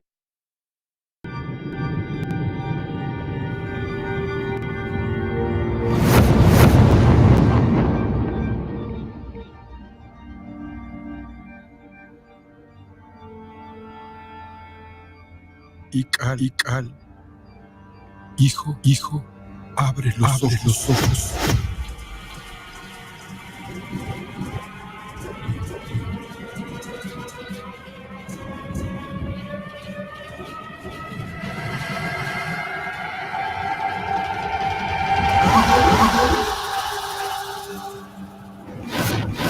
Cuerpo queda con nosotros, pero tu espíritu debe seguir.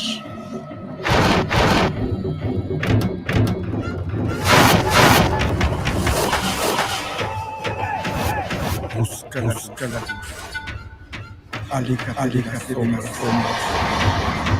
Deja que nuestro dolor sea su fuerza. Desde aquí dominamos tu camino.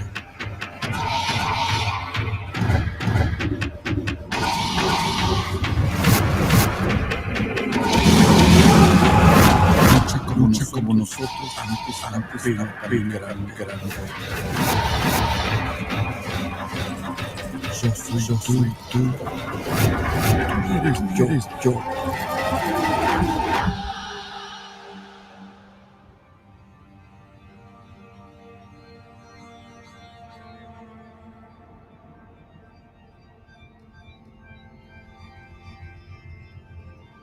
La muerte que hoy nos separa, mañana volverá a unirnos.